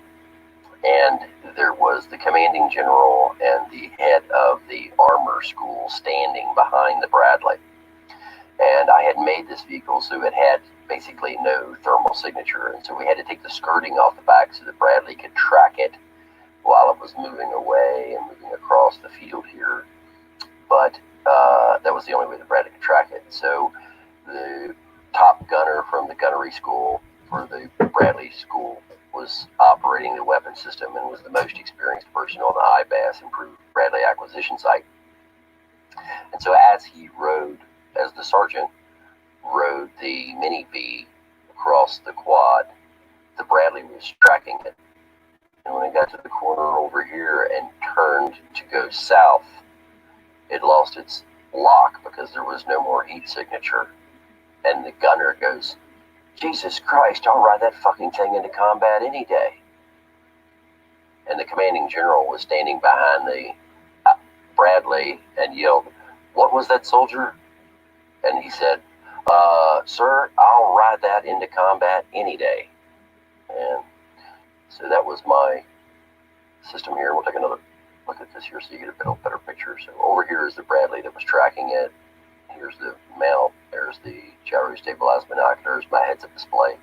We'll see that as we go further through this little history down memory lane, and why I can speak with authority about the deep state and the toys that they use or systems that they use to gather intelligence against you and I, because I have a long history of doing this, 30 years in fact. So when I wasn't working here on Fort Benning, this is Building 4, I had an office out in the middle of nowhere. In fact, it was in the middle of an impact range. This is Griswold Range. This is where I worked on Force 21 Land Warrior and designed a variety of different electronic gizmo gadgets. This here is Force 21 Land Warrior. So you have a heads-up display, thermal weapon sight on the weapon, computer system, GPS, dead reckoning, DRS, batteries, hubs, computer, weapons 4B, M4 carbine, thermal weapon sight, multifunction laser, heads-up display, head-mounted display, joystick, mouse. That was all on your hand. So that was what I was part of what I was developing when I was at Griswold. For those of you who are familiar with military weapons, you will also be familiar probably with the Barrett and the first Barrett 50 cal was tested right here. And we were down here, had to fire 1,000 rounds. And so we invited all of our friends that we could get onto the military base to come out, because you had to hold that thing to your shoulder for 1,000 rounds. And after the first day, the next day we couldn't hardly even move our arms. And the people who we invited out, well, they were friends when we invited them out, but after that, you couldn't invite them to help you do anything, because they had abused themselves by firing the 50 cal from the Barrett.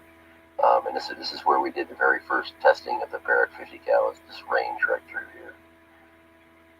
And there's a picture of it, as you can see. So when I wasn't working there, I was working at the McKenna Mount facility. MOUT stands for Military Operations on Urban Terrain. This is indeed McKenna. This is one of the UGVs, unmanned ground vehicles, that I designed.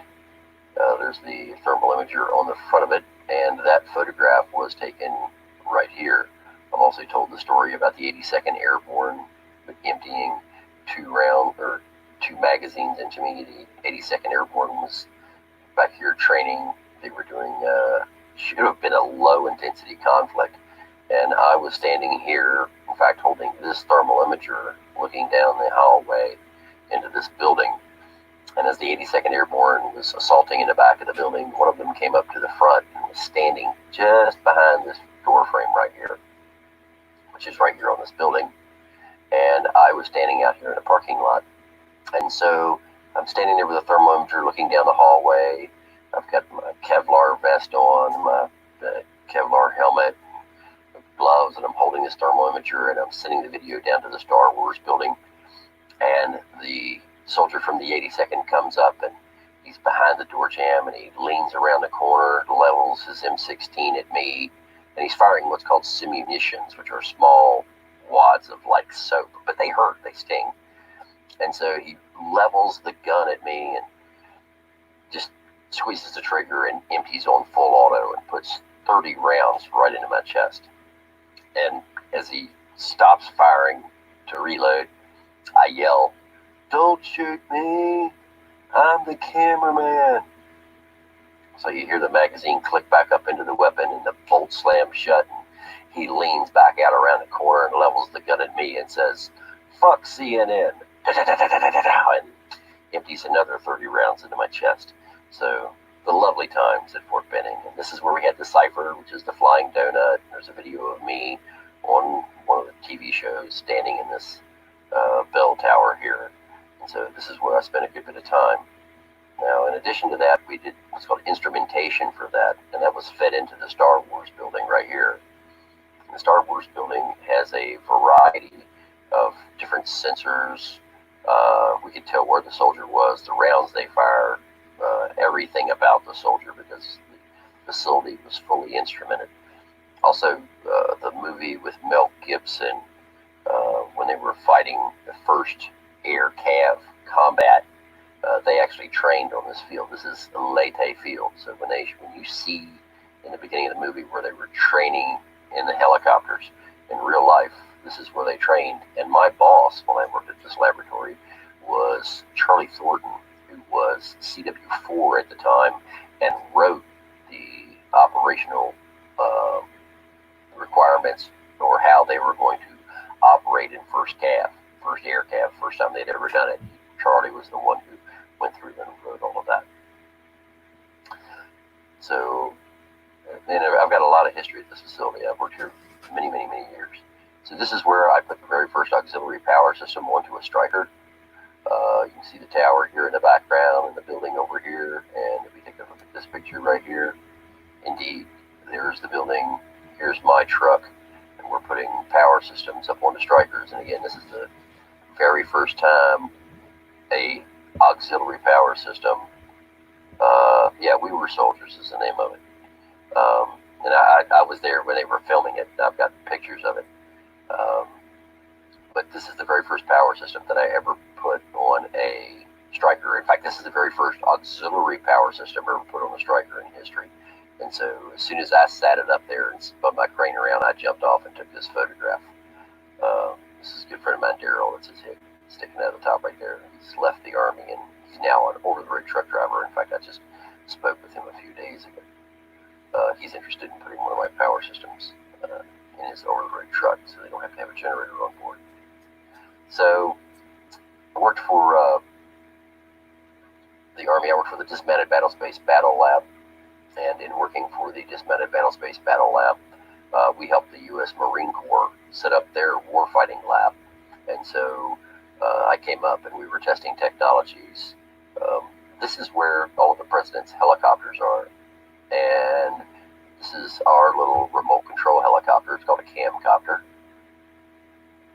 And this is 30 years ago, people. That's a long time ago.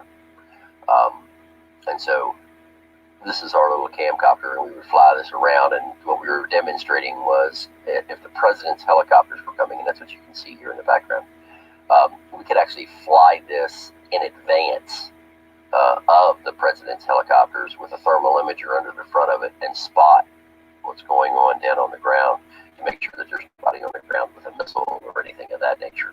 So that's what we were demonstrating here, and I was overlooking and taking pictures of the president's helicopters, and this sharp Marine sees me and starts yelling, "Halt! Don't move! Halt!" Of course, I'm still taking pictures, not realizing, that he's talking to me. And as he's running across the tarmac with his M16, a captain from the HMX-1 is yelling out the window, "Halt, Marine! Stand down! Stand down!"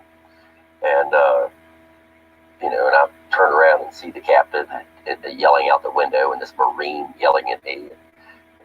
He's running towards me, and he finally gets to me and he stops and he goes, "Don't you move! Don't you move!" And I'm like, what? I'm standing here with my camera. So the captain comes out, tells the Marine to stand down, and says, "It's okay. He'll be the Secretary of Defense one day." And we both looked at the captain like, "What the hell are you talking about?" But this is where HMX-1 is, or is based in Quantico, Virginia, with the Marine Corps and all these hangars here. And this is their flight training and everything that they do. So to be in here with a camera is, you're not supposed to do it. It's a restricted area. No cameras are allowed, but I did it anyway. So after setting up the warfighting lab and so on and so forth for the Marine Corps, I got transferred to Fort Monmouth, New Jersey, and into this building, which is known as Pulse Power. This is where EMP testing was conducted by the U.S. Army.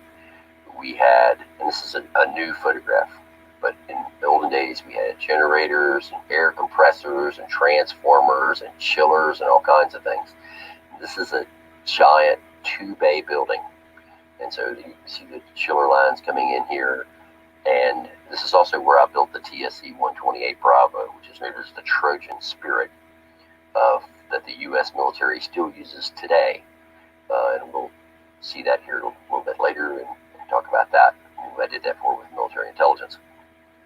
But anyway, this building was to contain an EMP, an electromagnetic pulse, and the doors on the side were 150 tons and were opened and closed by air pressure. And so when you wanted to open a door, you would blow into a tube, and that tube would come out here into the relay building. And when it got into the relay building, when you blew on that tube, there was a little switch with a card, a playing card, hanging on that switch. And when you blew on the tube, it would push that playing card, and when it would push that playing card, it would flip that valve, and it would put air pressure back through a line to the 150-pound door. So if you wanted to open the door, you would come down and blow on the open tube, and it would flip it in here, and then it would start applying air pressure to the 150-ton door, and then you could go inside and make yourself a cup of coffee, and by the time you were done drinking the cup of coffee, you could come back down, and the door might be open far enough for you to slip out. So we had one of these on either side. This facility was only actually fired one time, and the reason being was when we fired it, we blacked out the northeastern part of the United States. And so the nice folks from Potomac Edison came by and told us if we ever fired that thing again, that they would disconnect electricity to every single military base on their grid. And the general manager says, "Do you understand me?" And we most certainly did. So this is the parking lot out front. This was an extremely secure facility.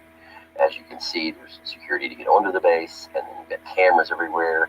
It's double chain link fence here coming in. There's a guard shack inside that you have to pass your ID to even get inside the building, and then you get inside and you go through security again.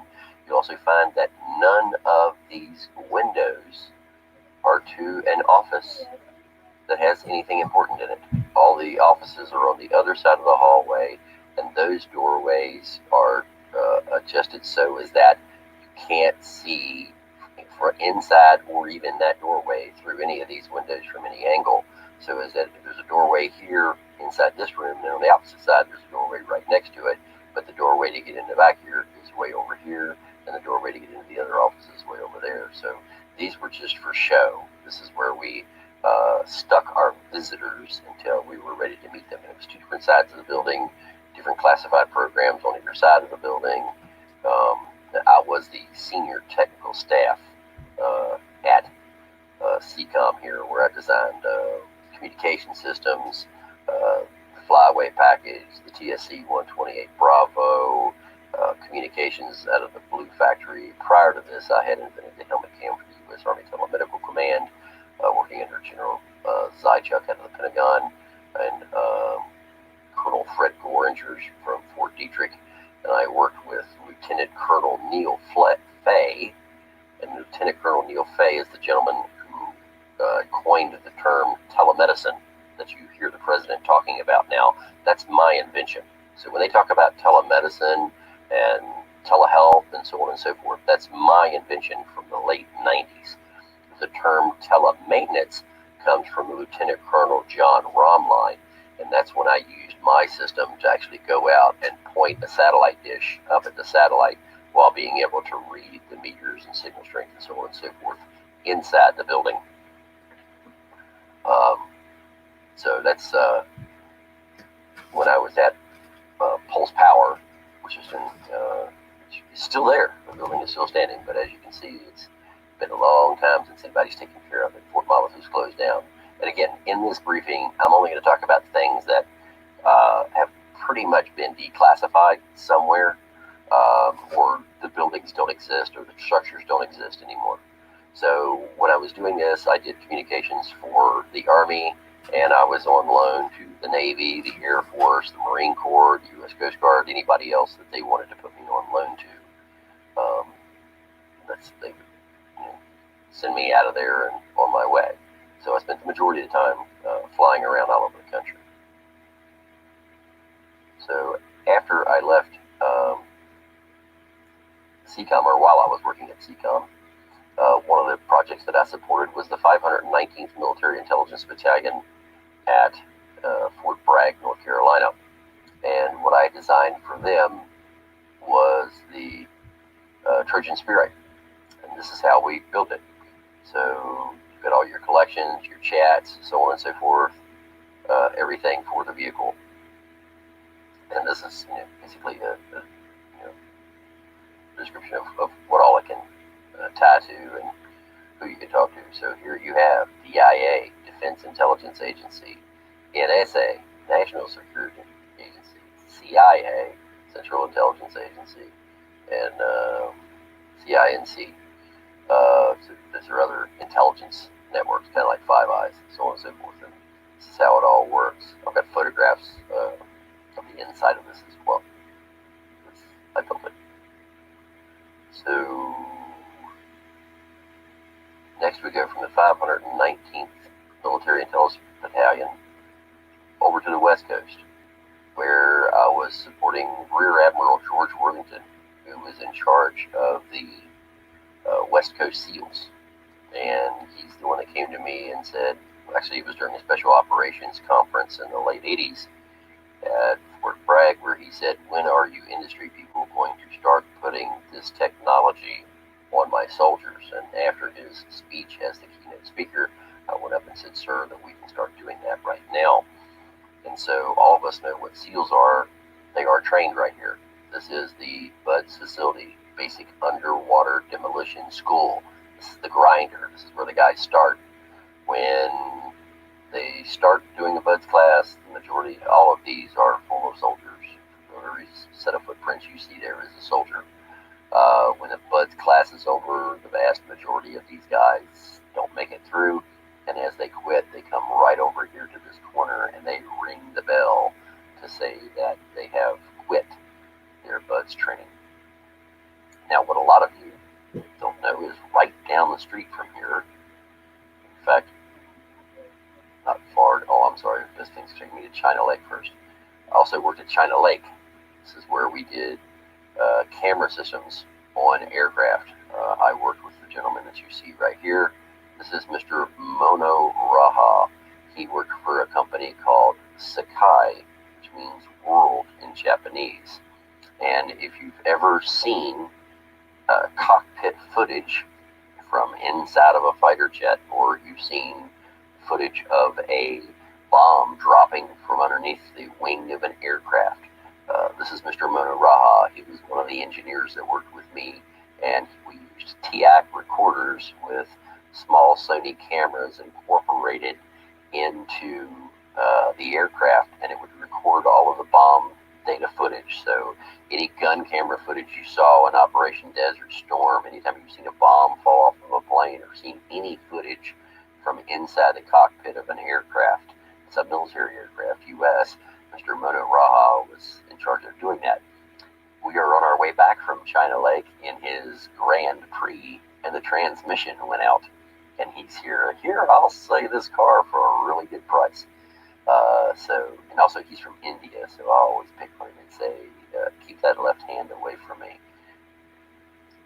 So from China Lake, we will move over to Mars.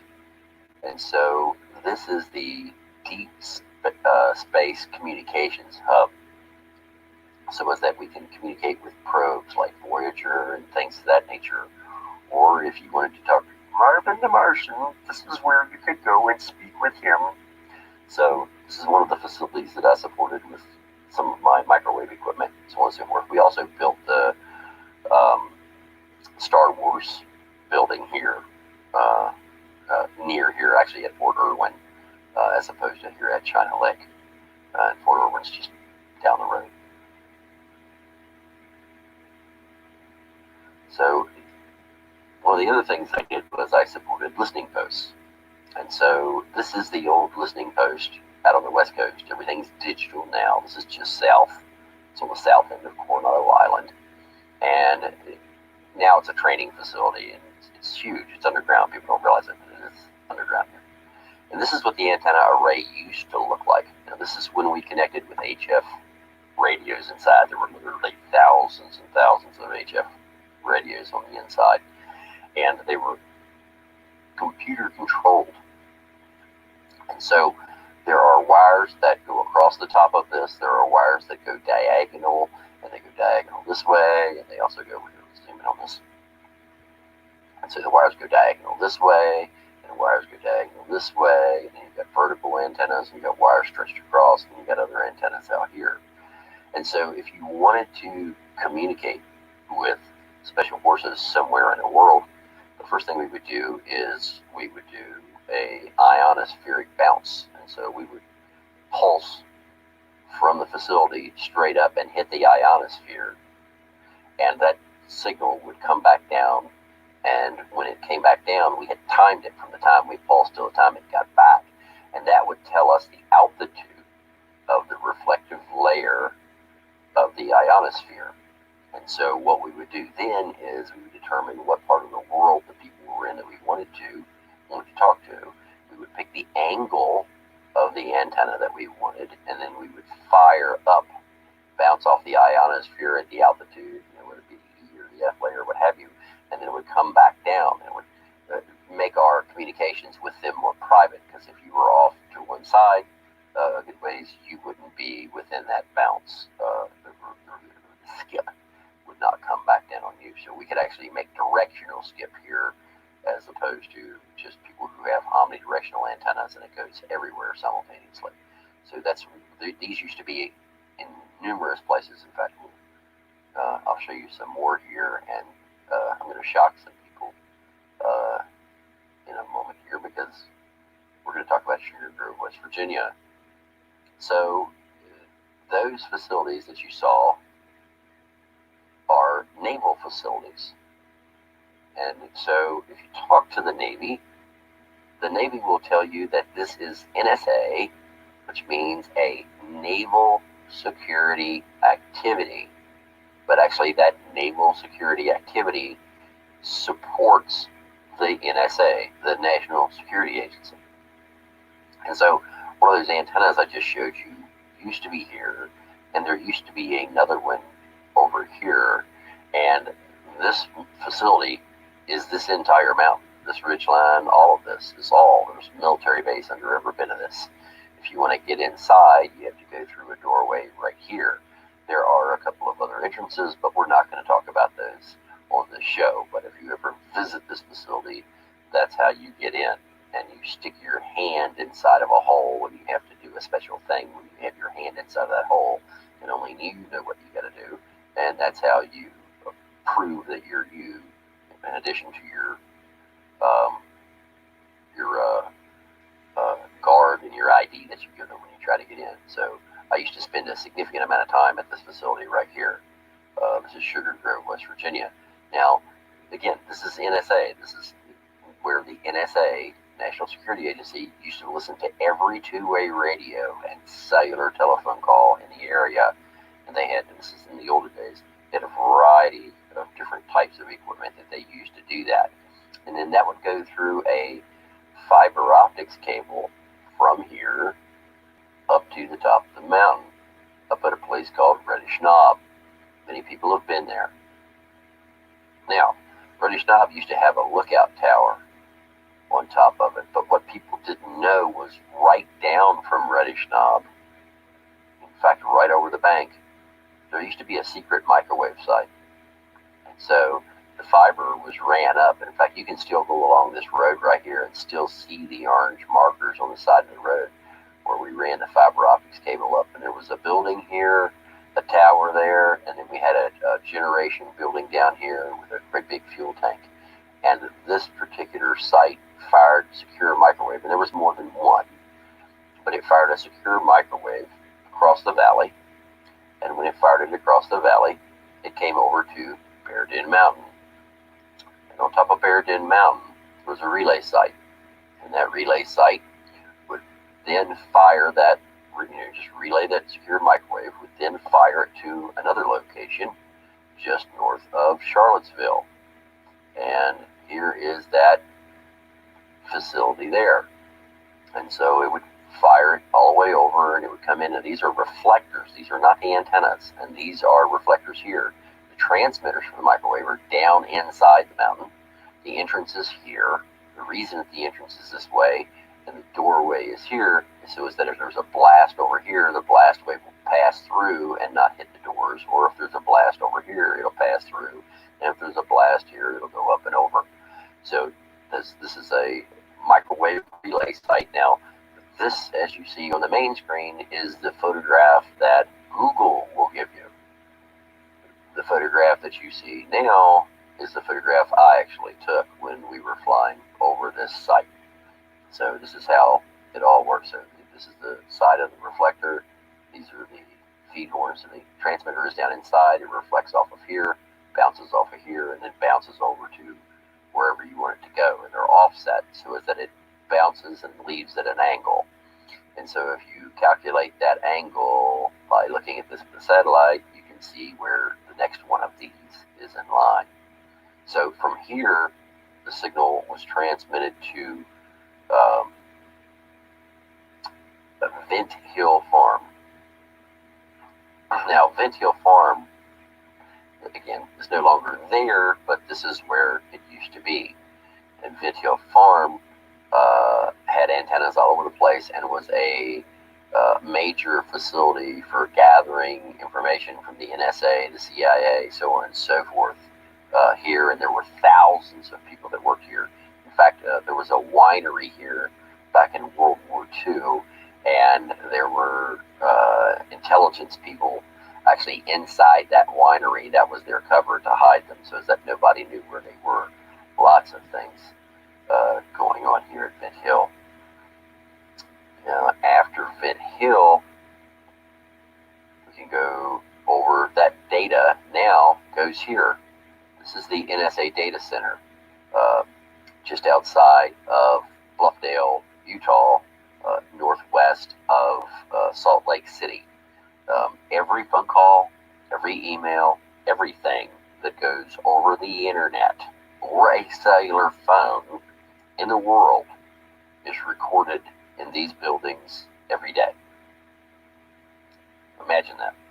Every phone call, every email, every text message, every YouTube video, anything and everything that goes over the internet today or cellular lines is recorded in that building. And it's gathered at about 30 different hubs all over the world and brought back into this facility. And those 30 different hubs gather about 95% of all electronic communications that transpire every day globally. And it's all done inside that facility right there. So when they talk about Hillary Clinton's emails, they're inside that building. You can bet your life on it. All of them. Your emails are inside that building. And so everything is now done digitally and is piped into that building right there. But that is the NSA data center in Bluffdale, Utah, where it all goes to. So that data is passed and is controlled by the man you see in the upper right-hand corner, Mr. James Clapper, who is part of the deep state. He worked with John Brennan and many others to try to get, Vaughn, Southwestern. Really? I thought it was Northwest. Let me go back. I'm going to go back. Vaughn's telling me Bluffdale is southwest of Salt Lake City. Okay, so there's the data center. So we're going to zoom out. There's Bluffdale.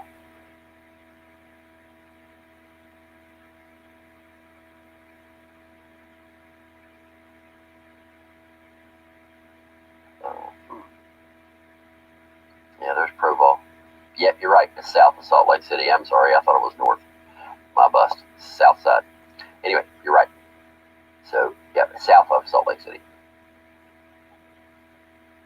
So, back up here.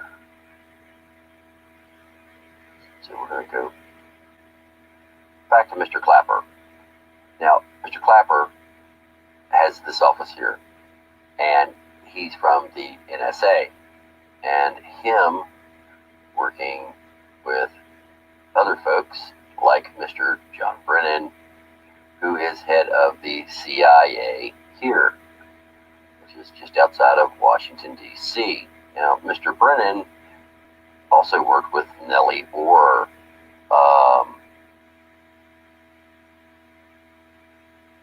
So Nellie Orr was trained at Camp Perry, which is the CIA training facility down near Williamsburg, and that's where Nellie Orr learned how to use a ham radio.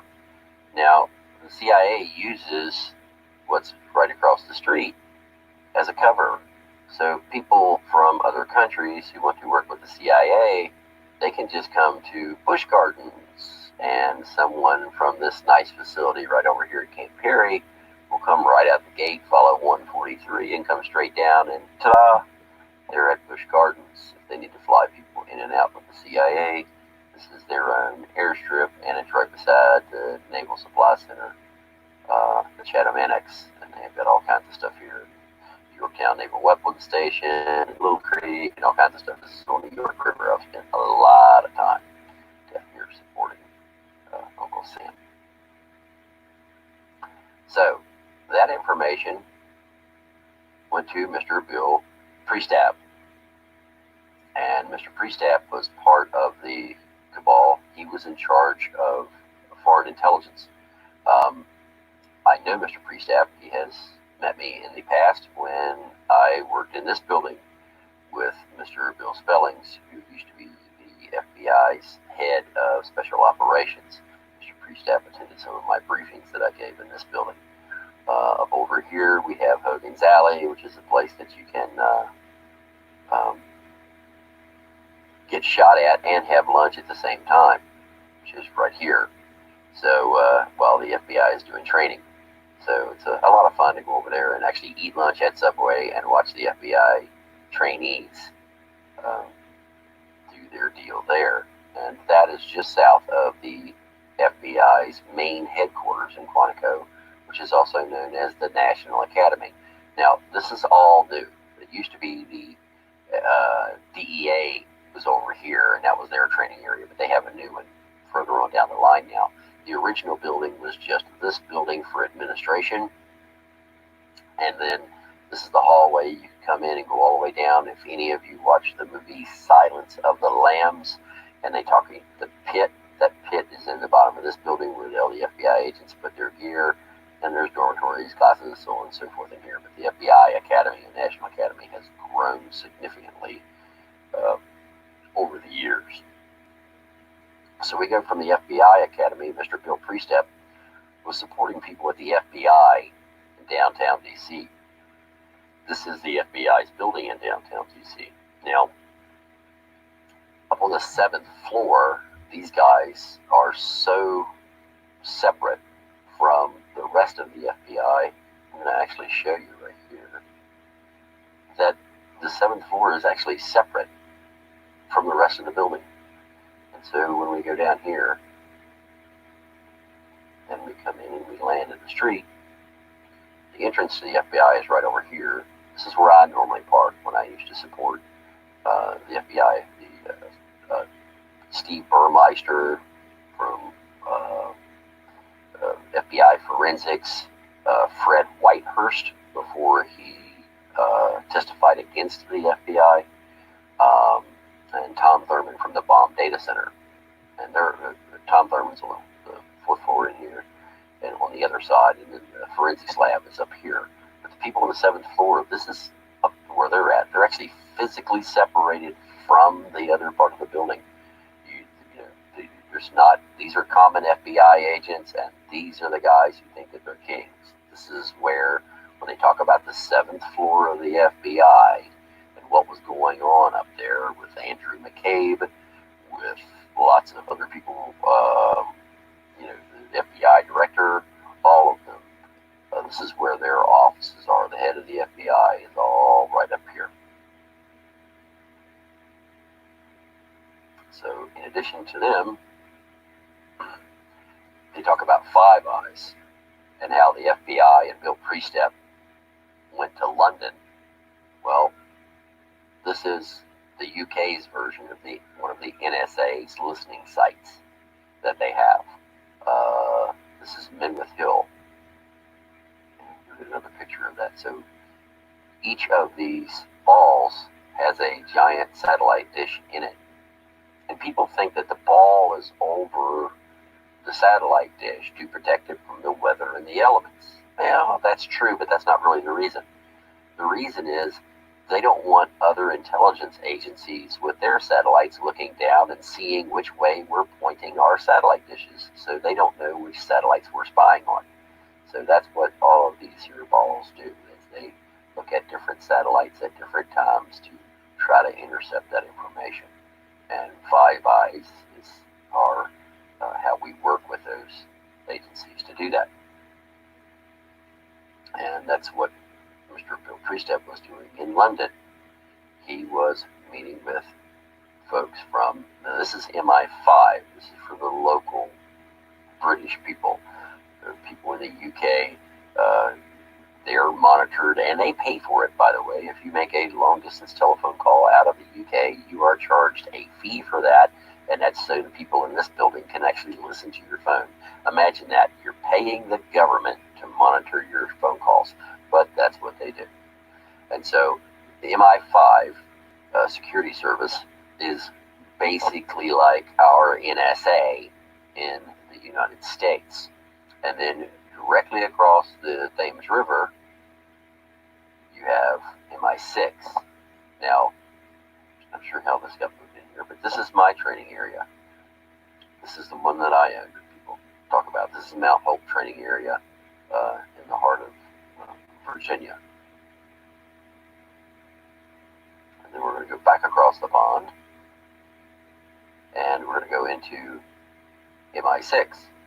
So this is the same as the CIA in the United States. This is Foreign Intelligence Collection, or Special Intelligence Service, SIS, is what is in this building in the UK.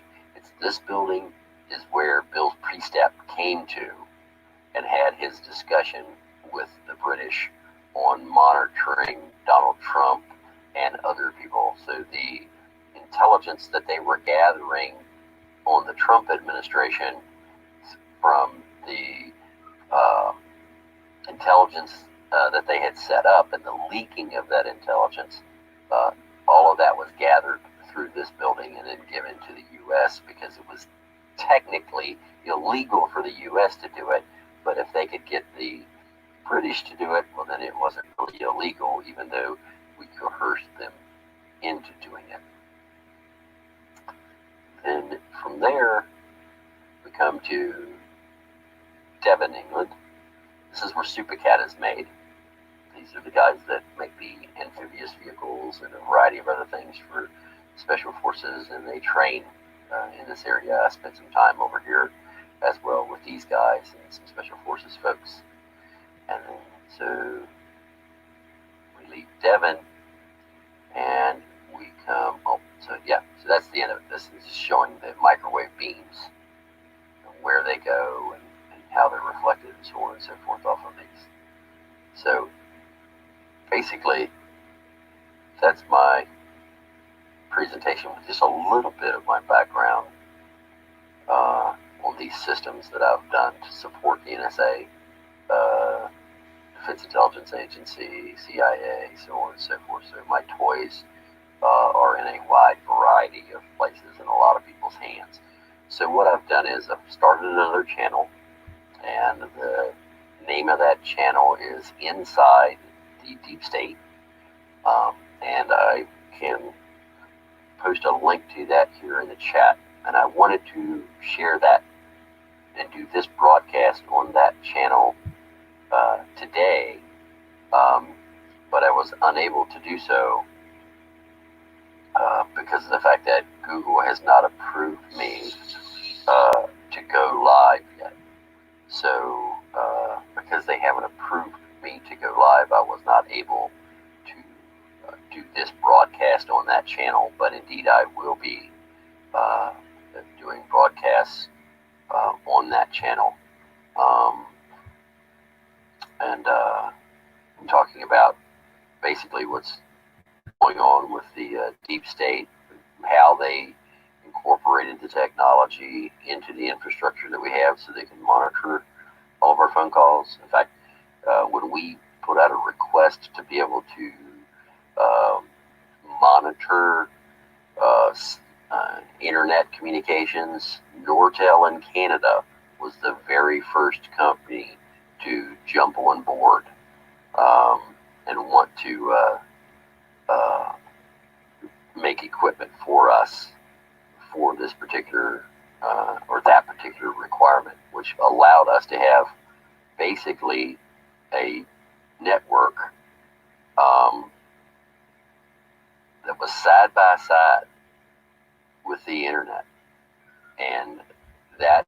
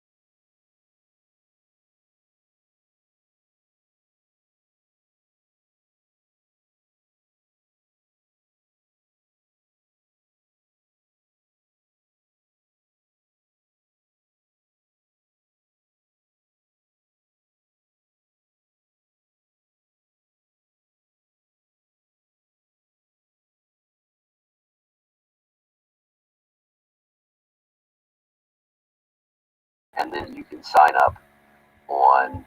All right, guys. So that was Inside the Deep State. I'm going to end that stream. That was most of the video, except him just saying, please subscribe to Inside the Deep State. I would do that. And I'm going to leave it out with this stream with some Zane Flat Earth, Break the Chain. So give me a minute. Zane Flat Earth. And then I'm going to play the song that's appropriate for the stream. It's called Breaking the Chains. Because that's what we need to do, guys. The tyranny is real. And I'm going to come on Friday night. And if you guys want to join me for a live stream, a fun chat, and come up and on the panel with me, and we'll have fun. Much love, Leslie. I'm sorry I didn't get to say goodbye, 11:11, but thanks for joining me, Leslie. I really hope to see you on Friday. And this is Break the Chains by Zane.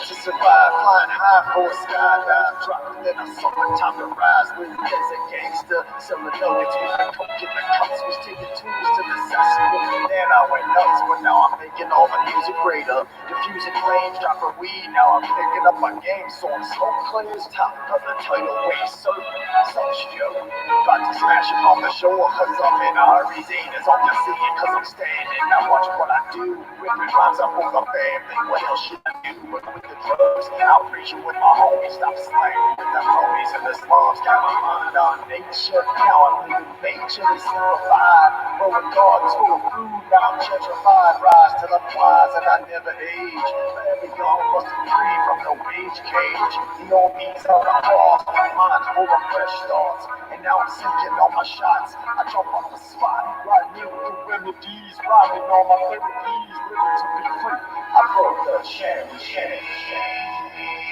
the rain. Past the pain.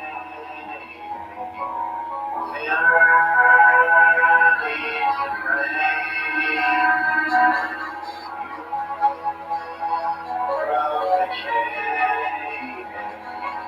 Tears of my whole life dazed, afraid as a man, growing tough in the strife. The hoaxes on the regular, deceived by the messenger. Turned up the tube and slammed it down like a wicked wrestler. Getting lied to every day in school. All the rules, and now I know I was taken for a fool. Being blinded by the churches cause they all in step.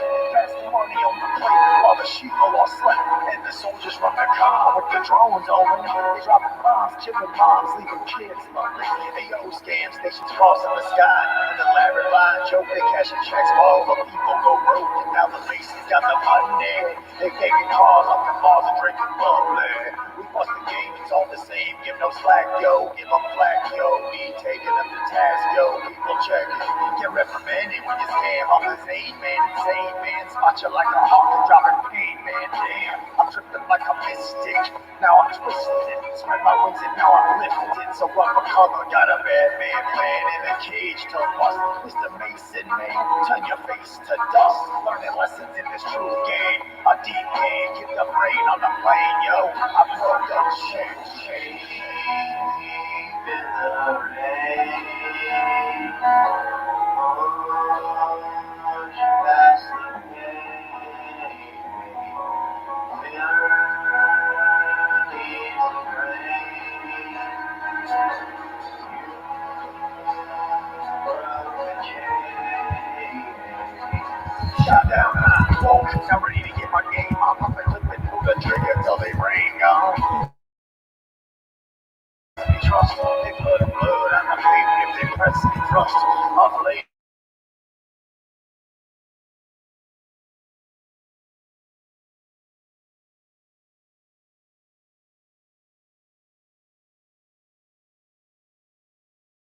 I slice the smile across their face with my razor.